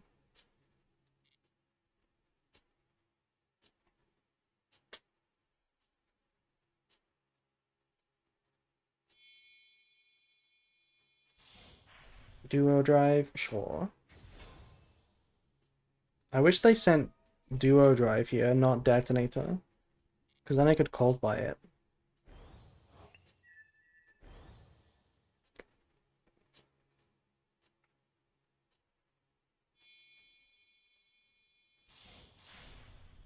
Photon Blast. Okay, are they gonna kill me? Please do not. Do not kill me. I could disrupt Node, I suppose.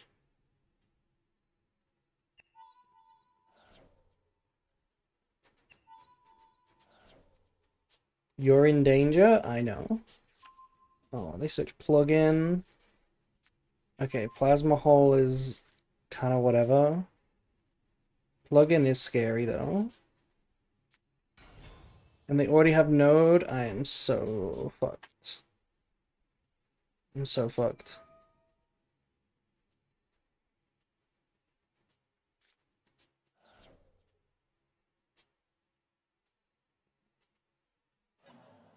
Okay, well I'm not gonna get any better value out of this.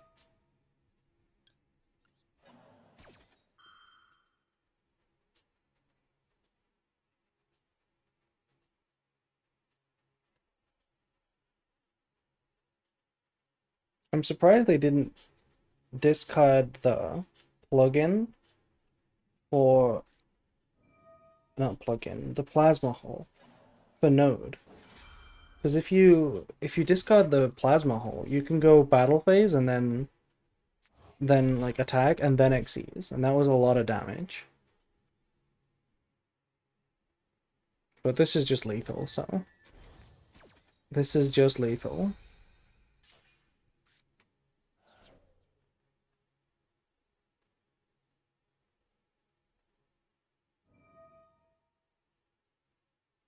Hmm.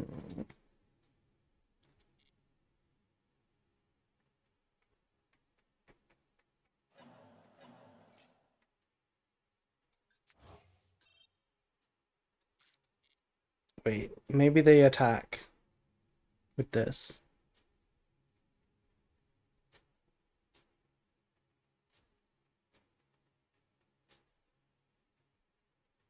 Battle phase. You know you want to go battle phase. You know you want to do it. Fuck.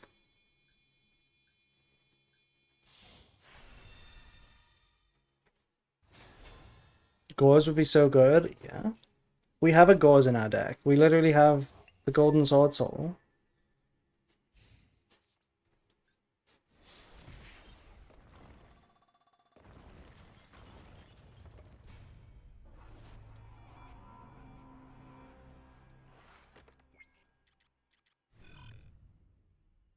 Okay, looks like I didn't need to worry about getting too far above 1500 because we're not going anywhere. We're staying 1500. Gauze a soul? What do you mean by that? Not sure this deck is cooking? For branded, it's fine. For branded, it's fine. Branded is not very good though.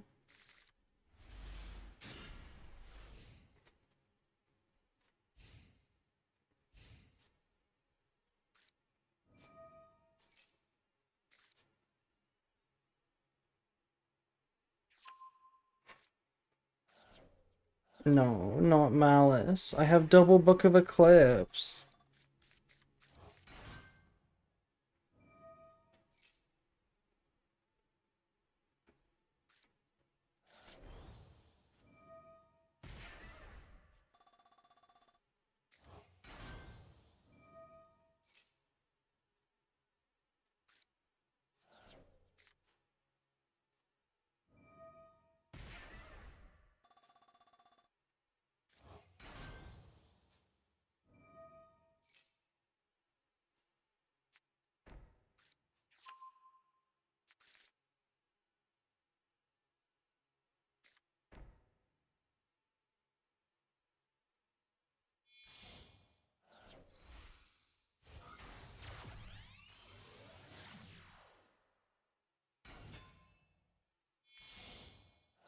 It's really hard to get very far this early, especially if you are on Malice or Raziel. That does sound like a challenge. I feel like we can do it with Branded eventually, but we need to play a lot of games. Maybe not. Maybe it's just not good enough to overpower Malice anymore. Grey Ghost is first with Blue Eyes. Like, Blue Eyes is fine, because Blue Eyes is one of those decks that can really win going first, because it doesn't lose to hand traps very much. But Branded going first is still fragile, right? Because it does insta-lose to, like, Ash and Impulse sometimes. Like, I kind of think Blue Eyes is better than Branded right now. Yumi versus Canine versus Draco Tail. How would you rank these three soon to be meta decks? I don't know. I don't know how good they are in the TCG. I don't play it. I've never read the cards. I doubt they're gonna be released at the same time in Master Duel. They're probably gonna be spread out. And then, like, it might be that we get Yumi first. We get a Yumi format. Then Yumi gets hit. And then we get Draco Tail. And then Canine. You know, it could go like that. I doubt we'll just get a set that drops them all.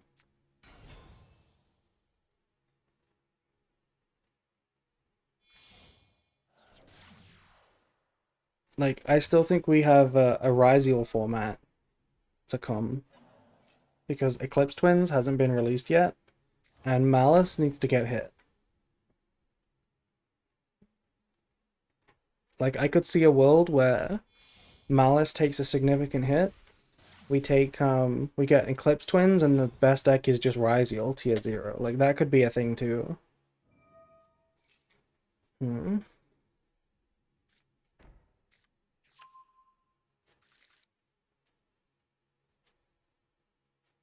We probably get Canine, Dracotail first. I agree. If I was Konami, I would release Dracotail first. Because it's the worst. So it makes sense for them financially. They can release it, people will buy it. And then when they release Canine or Yumi, the meta players will buy that as well. Whereas if you do it the other way around, they don't necessarily buy it.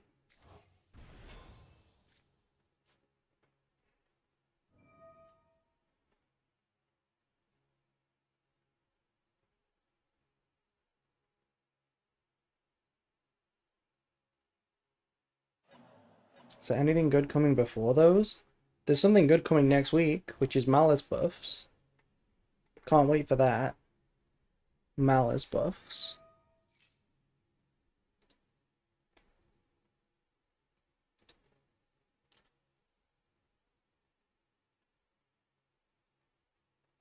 Why did you remind me? I'm sorry.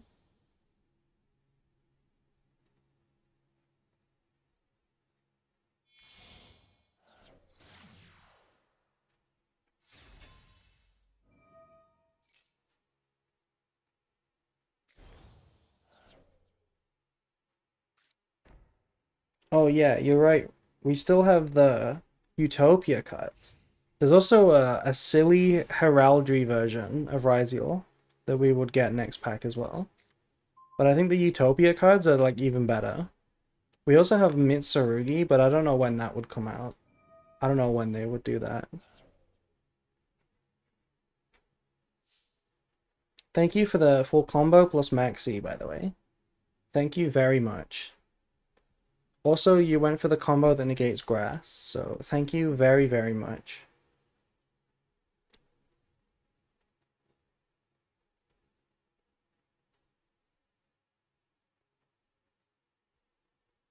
Compared to Prime Tier or Tier Master Duel First Edition, Prime and current branded, what's easier to learn? I mean, Tier's pretty difficult to master too. I feel like they're both pretty difficult. I don't really know though. The Tier mirror was very different than Tier versus other decks. Whereas it's not really the case in branded. Like branded is difficult all the time. But Tier versus like non-tier was kinda easy. I guess I'll start deployment, see if they negate it. Both mirrors are cinema? Yeah, they are cinema. But the difference with branded is that it's still hard to play branded in other matchups. Whereas tier full power was like really easy. Not just because it was a better deck, but because you could like just mill. You didn't have to think about milling. You just trigger every single miller at every single time.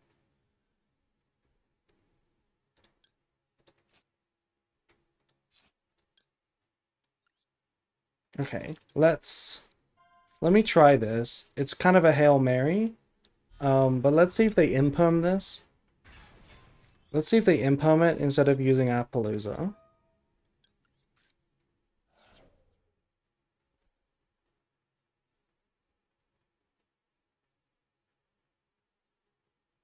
They used Appaloosa. That's a shame.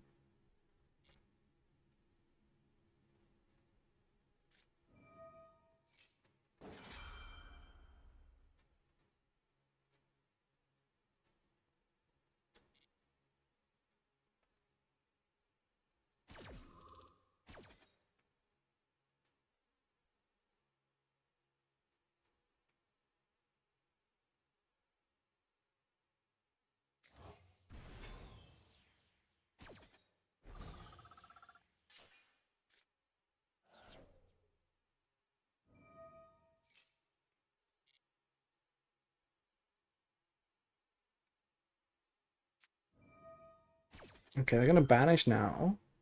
That's not a very powerful banish.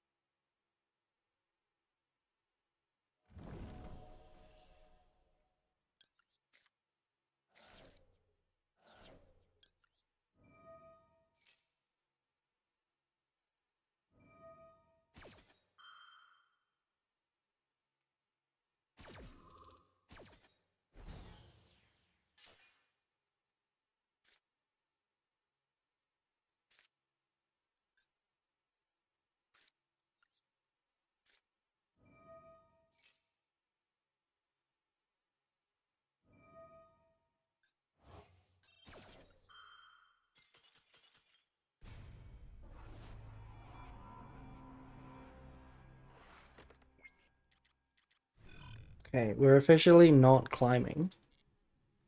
Officially not climbing.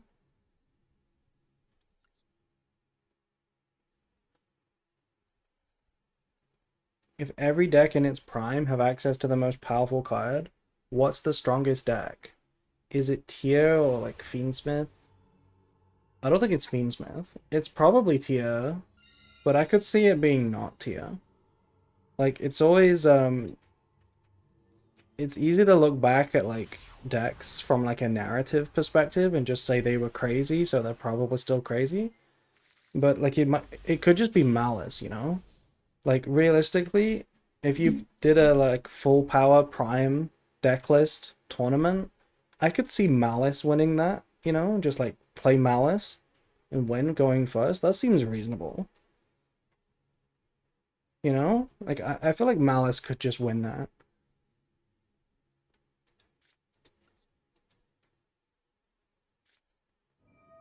But it might be Tia.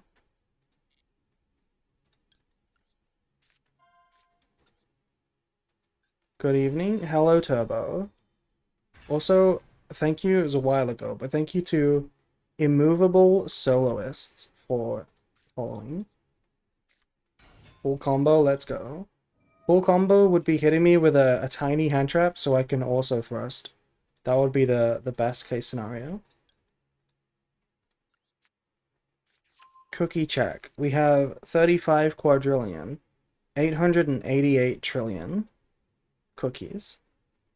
Also, thank you to actually Christian Urena for following. I wonder if that actually is Christian Urena. Any ash? Any ash blossoms? No ash blossoms.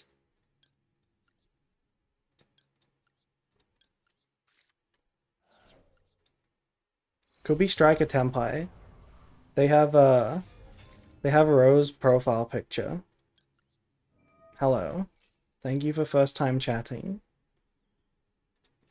I guess if they're not gonna hand trap me, I'll just discard Thrust.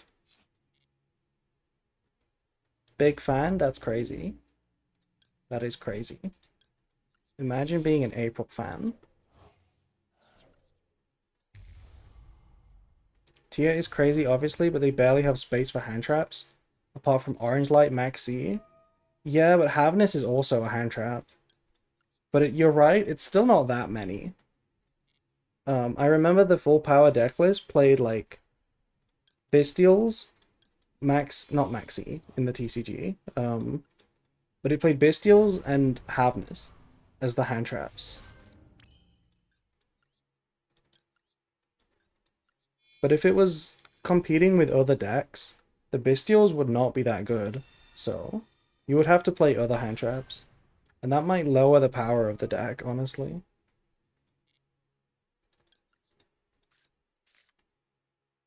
What do I want to make here? I surely want to use this High Spirits right now. This board is going to be really crazy.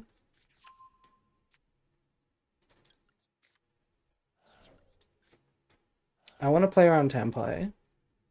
I think the way I'm going to do that is getting a draw one, and then I'm going to search for Mercuria on this turn. Also Herald of the Orange Light. I actually don't think they played Orange Light a lot of the time. I know some people did, but wasn't there like a lot of players that didn't play it even when it was at 3? They were like, I don't want this card.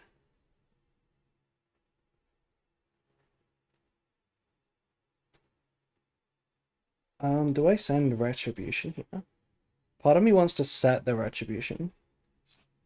Like, maybe I send Opening to beat Raigeki?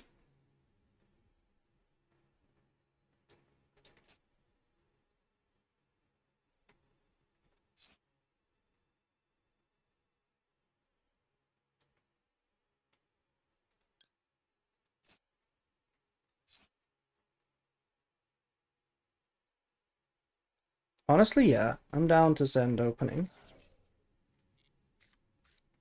That's a shit draw.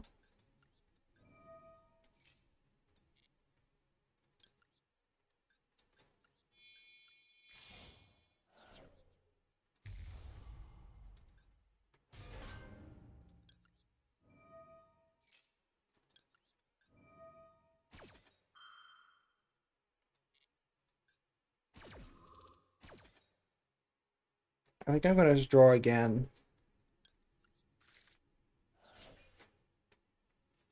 Let's add the Mercuria. Mercuria on your turn is usually like a waste.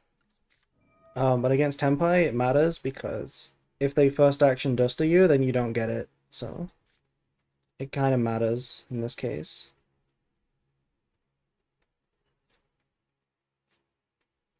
Let's go Foolish. I'm kind of all-inning on Tempai right now, but I want to play around it.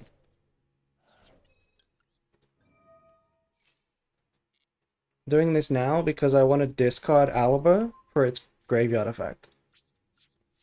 It might matter versus Tempai.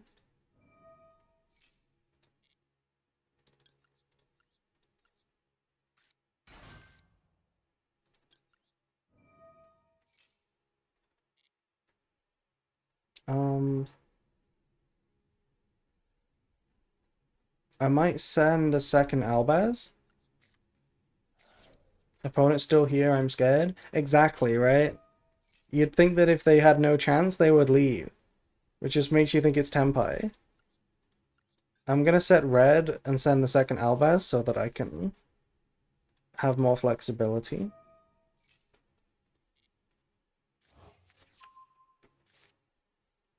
Okay. Board doesn't look that much like that much, but it's kind of good.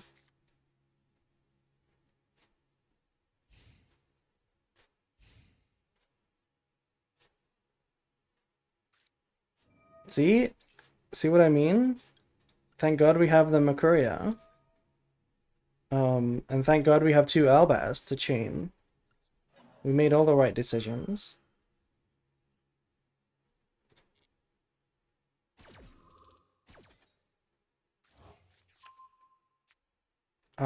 Now what do we make? We could banish the Alba. Did we cut Furious? No, we did not. Okay. So I'm gonna make Furious.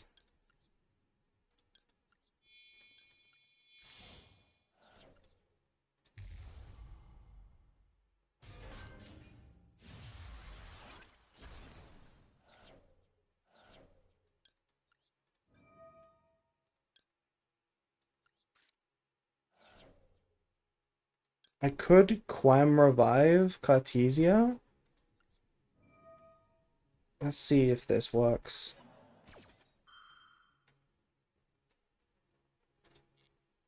It's a little bit sus, but it should be fine.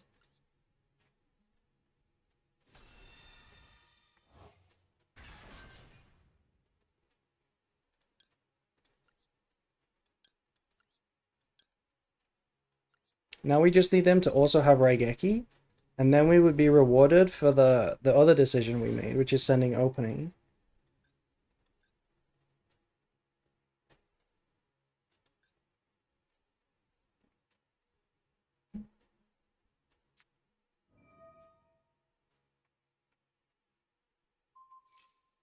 Okay, this kind of the same thing, right? They can't target a fusion monster because we would just protect.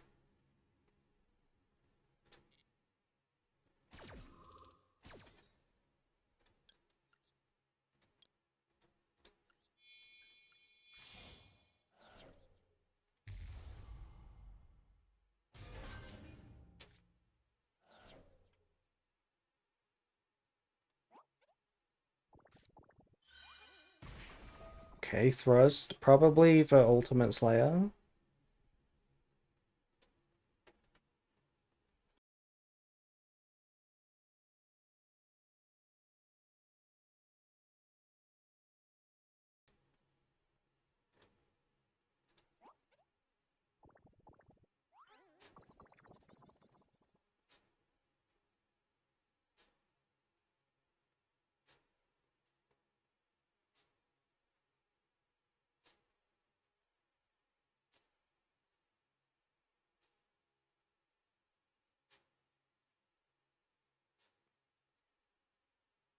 Maybe Engage, actually.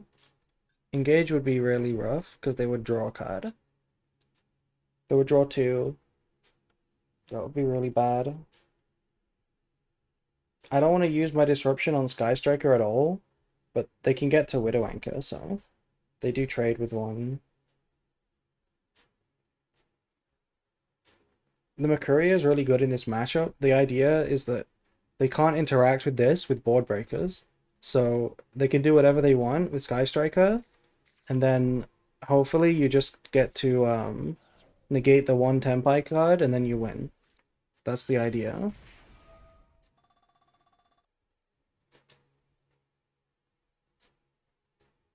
What do you target here? Probably Mirror Jade, right? Yeah, so targeting Mirror Jade, we can't chain. Actually, did I need to chain actually? I mean, did I need to use it on resolution? Because if I use it on resolution, right, I banish Grand Granole because it's the least important one. And then I have the Rinbrum. Is that better? Because they would just target the Furious instead if if I use the Mirror Jade. I think Rinbrum could be better than Furious. We confuse into Chaos with Tempais. So now I just hope that this is the only Tempai card. Okay, that's another Tempai card.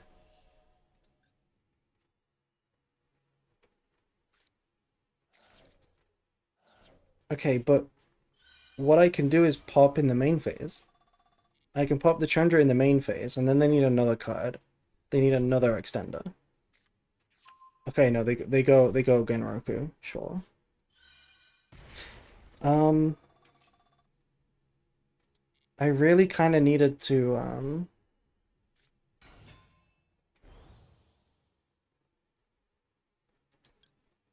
I needed to use the Mirror Jade, I think. I'm gonna trigger this.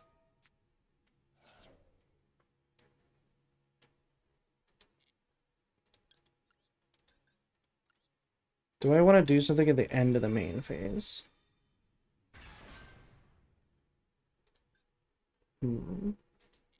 You know what? I have an idea. I'm gonna use this now. I have an idea. It's probably not a good idea, but it is an idea.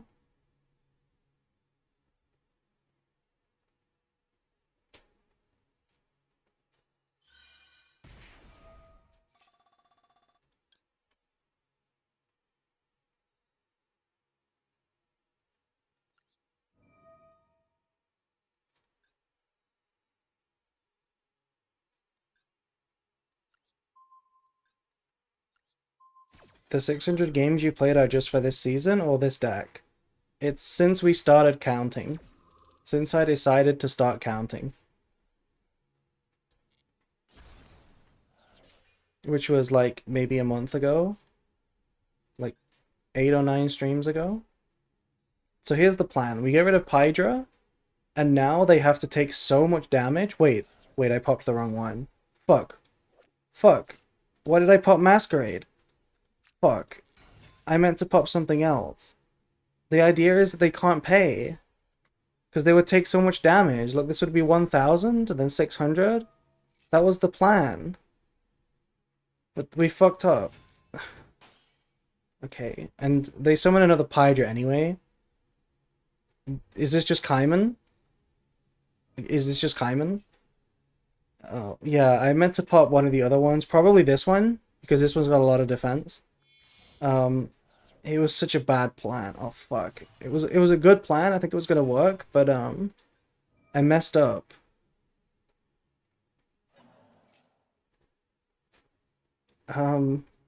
We lose? We might lose.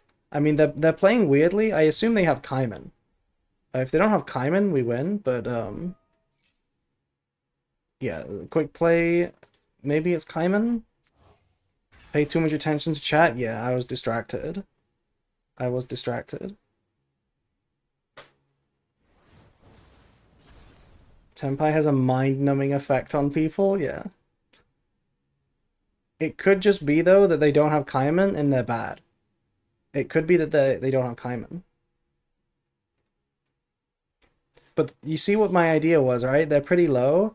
If we pop the Quiritus, the Pydra's gone, so they take damage from battles. They can't really just crash the Chandra, you know? They're gonna run out of effects. And they have the Kaiman. Crazy. You could have won.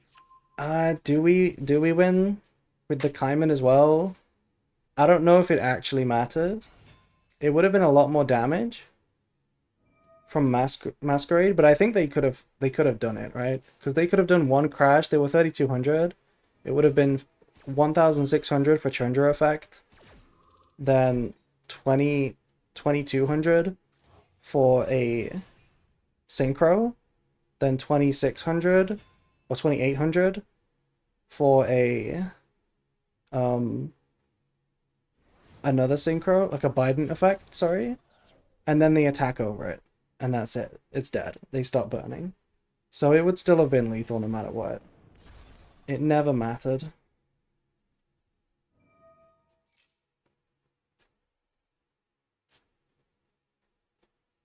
It would have been nice to see though, because they might have messed it up.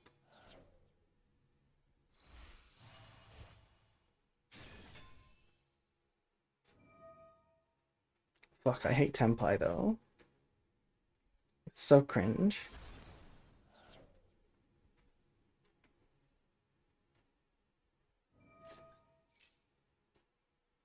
Wait a second. How many did they pop? Two. Yeah, it's lethal. They get 3 attacks on this thing. Like, look how almost lethal it isn't. They needed all 3 attacks.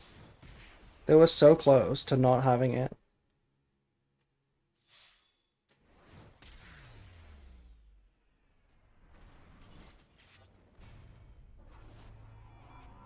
Oh well.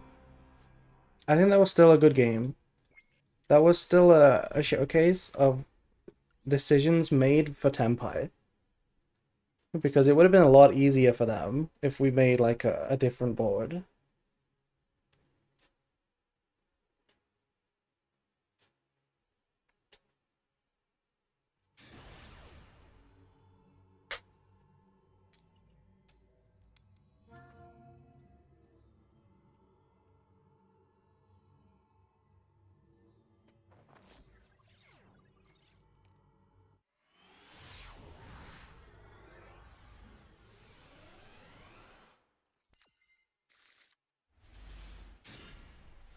Okay, please don't be Malice.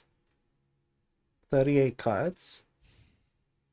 I like this stream because it teaches me what not to do. Thank you so much, Catboy. Thank you. You're so kind to me. So real. It is Malice? Why is your Malice deck 43 cards?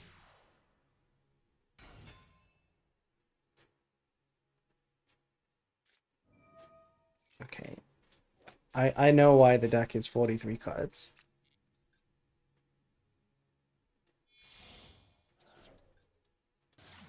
Like this is your combo when you play 43 card Malice. It's normal summon March Hare.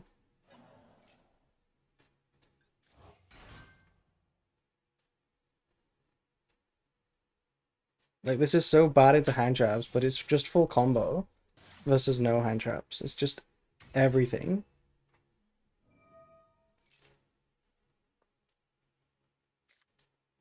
You think there's a dot scaper as well? Maybe.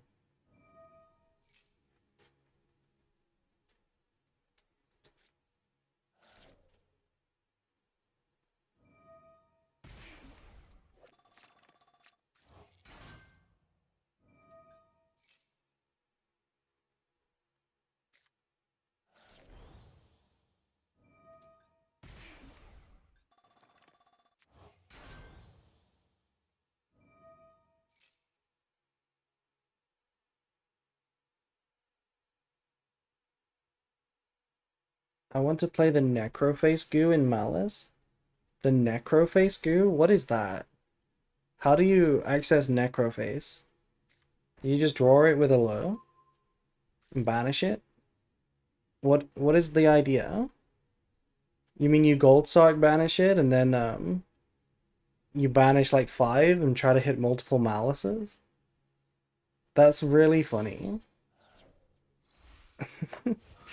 But like, is it better? Like, would you do that?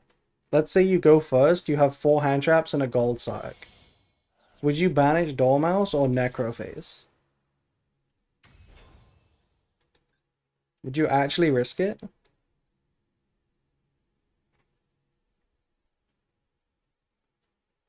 always gamble. Also, thank you to Albicito for following. Cookie check from Jeff. 36 quadrillion, 160 trillion cookies.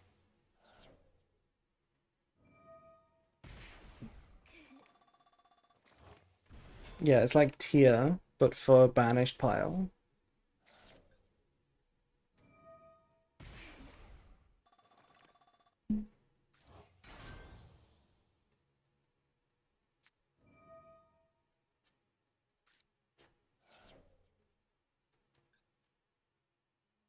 It's so depressing how unequipped Branded is for Malice. It's so depressing. Why can't we have a format where you don't need hand traps?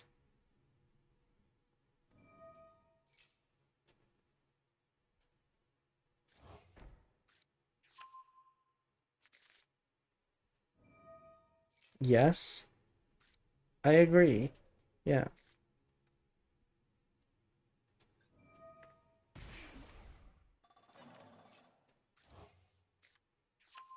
The last format we near had that was Fire King Snake Eye. That's not true at all. Fire King Snake Eye played lots of hand traps. You think Race had room for non-engine? Well, yeah, that was why Race was not very good. It was Snake Eye Fire King best deck.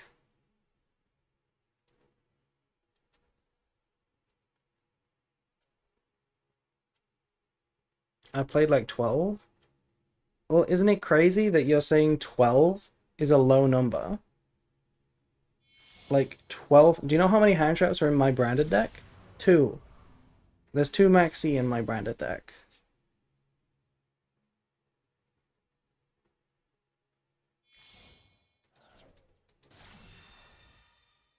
Last format we really had that was, like Catboy says, it was basically like tier. The Sarania Erasure, that is not a hand trap. There's no matchups where Sarania is good right now. What is the end board, by the way? No, where's Appaloosa? Oh, we started with Splash Mage. If they miraculously didn't draw Maxi, Imperm, Ash, or Impulse, we could have a good chance of winning. Especially Ash and Impulse.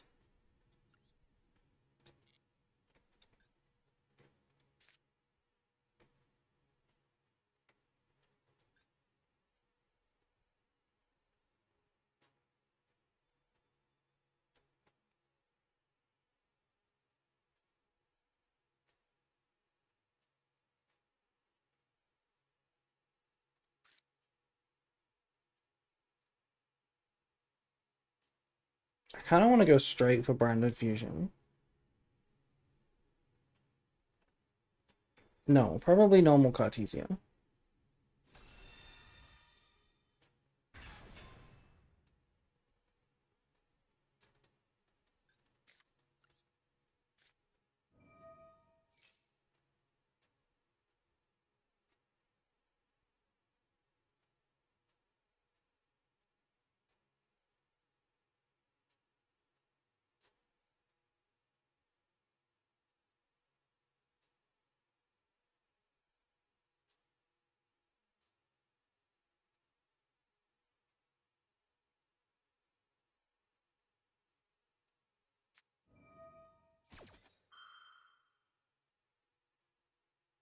Okay, we're chaining GWZ. Is this so we can bounce both cards with Firewall?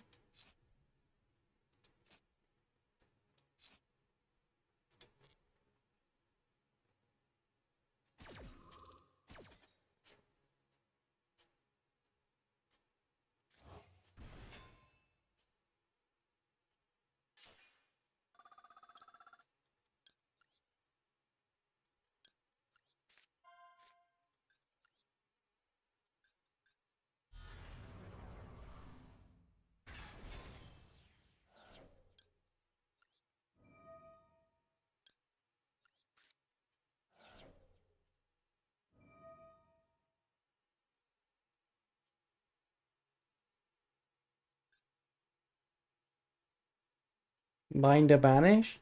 Yeah, if they banish my kit, I can add it back with sword. That's why I discarded it. And that's what they did. Okay. Wait. What if I just don't chain? What if I think for a while and then randomly just go no response? Maybe they misclick? Okay, they didn't misclick.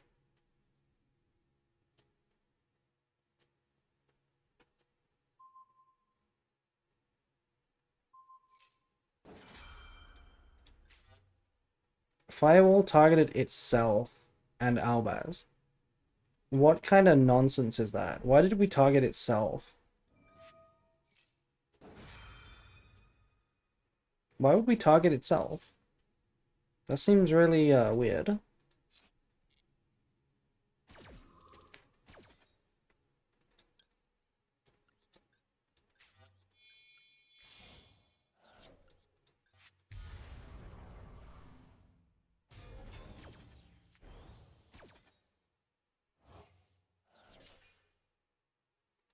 Does Ecclesia become Cartesia because of Snow Bunny Hypno? Yes.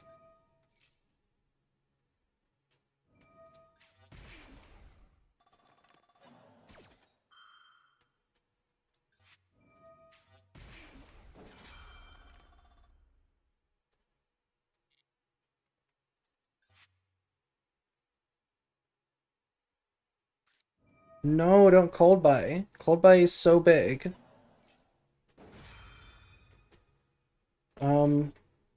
Cold buy is huge.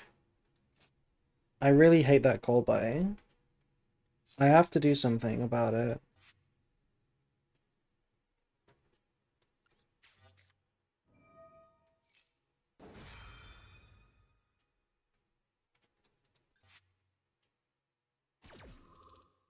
Actually, maybe I didn't have to do something about it. But we'll see. I could summon Tragedy and then banish that and keep the Albion. Or I could just banish the Albion and summon Alba. That might be better. That might be better. I think I'm just gonna summon Alba.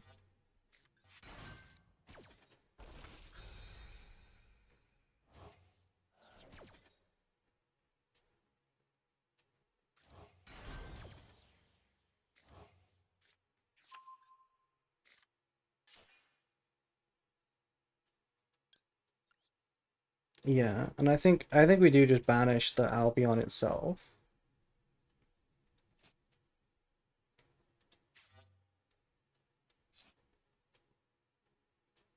Right? Yeah.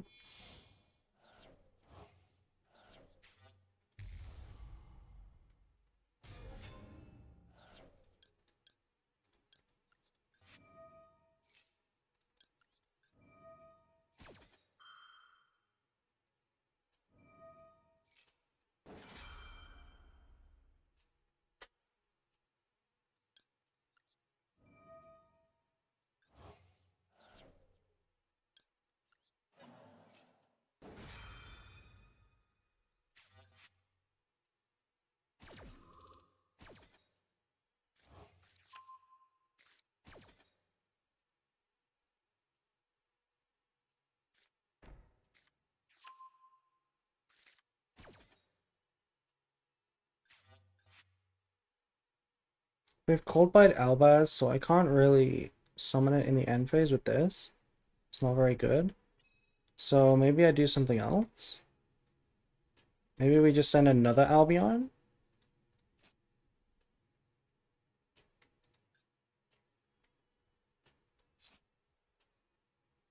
Could be another Albion.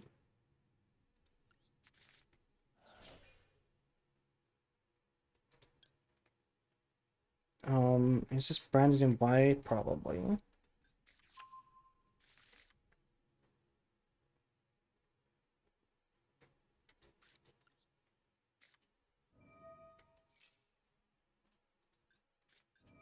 Okay, that's really annoying.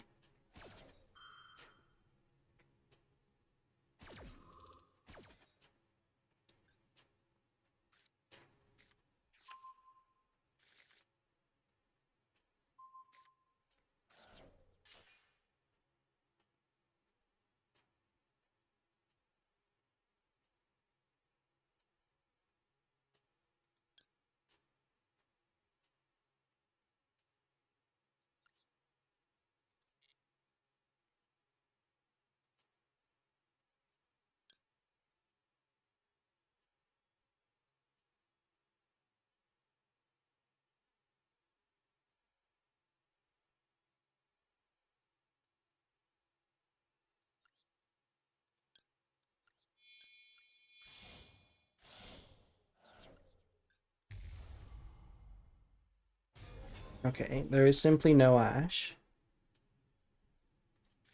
or Impulse.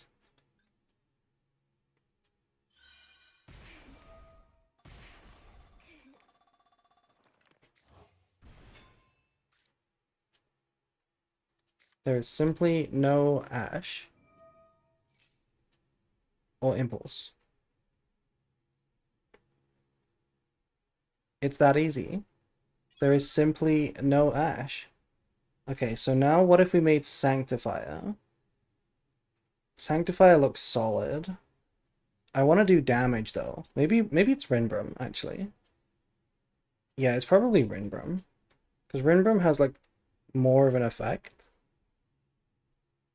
Is that right? Or is it Sanctifier? I'm hoping that the Masquerade wins me the game here.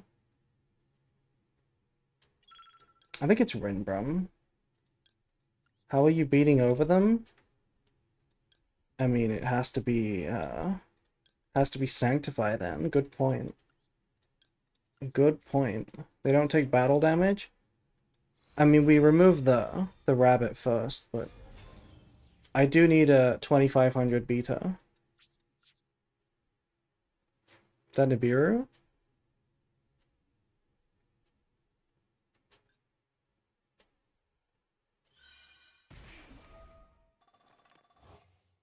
You have to attack the links? I guess that's true, but I attack Red Ransom and then the other one. It's fine. It's fine. Wait, they use the Code of Soul into 0. Oh my god. Okay. Okay. Okay, banish my... Okay, never mind. Never mind. I guess this play exists. Sure. This play exists. Look at... They completely put me down to nothing.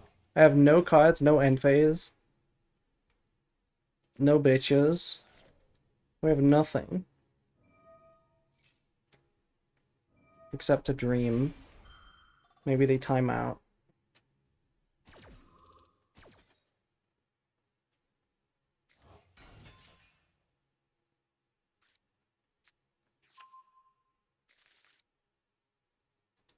Yeah. Crazy. Malice needs the extra ceiling of 0 Boros.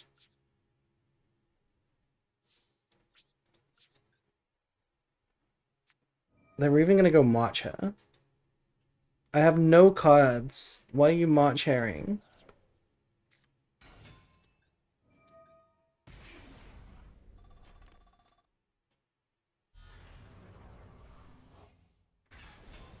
Malice needed support. It's crazy how unequipped Branded is. Like this was normal summon March Hare, activate Code of Soul. That's what they did. And they beat my hand that hard drew Branded Fusion and deployment, you know, like good cards.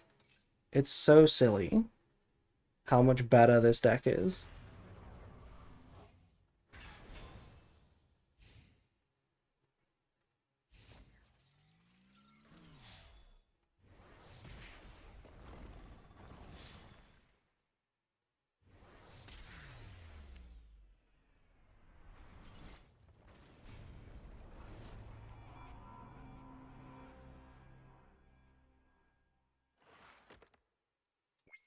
Okay. Well, I can't end under 1500. That would be very, very silly. So let me do a couple more. And then I need to sleep because I have to be up early tomorrow.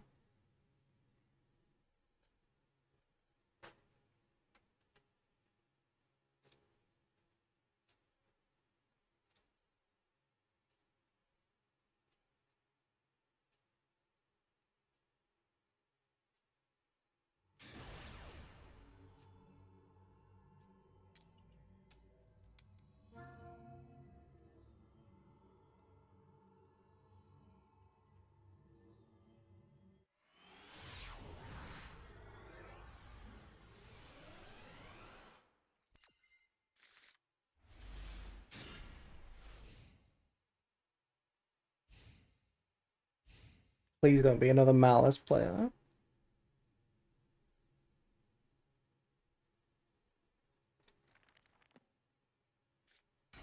Oh my god, same thing again. Normal summon, March Hare. See, this is another shit combo. March Hare, MTP, and watch the end board just destroy me.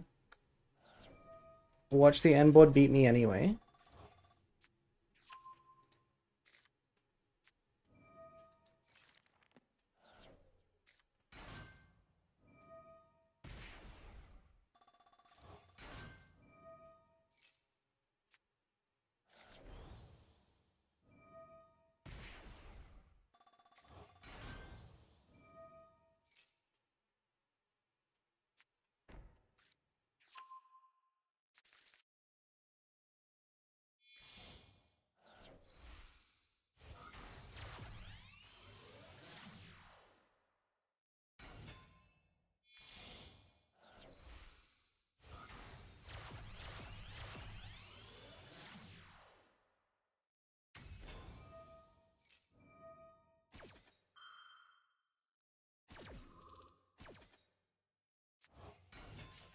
We need a feature where Mastodon lets you pick one deck you don't want to face.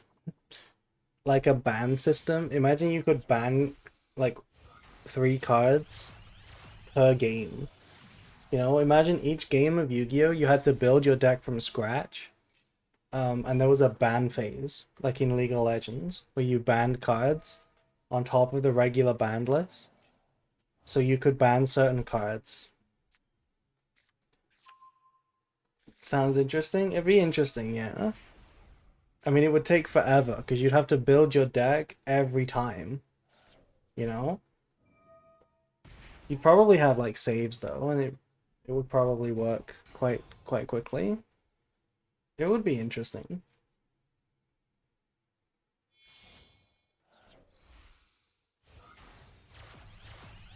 The downside is that for Telements, you would always block hit cards. Well, yeah, the idea is that you would ban one card to try and kill the deck that you don't want to play against. That would be the plan.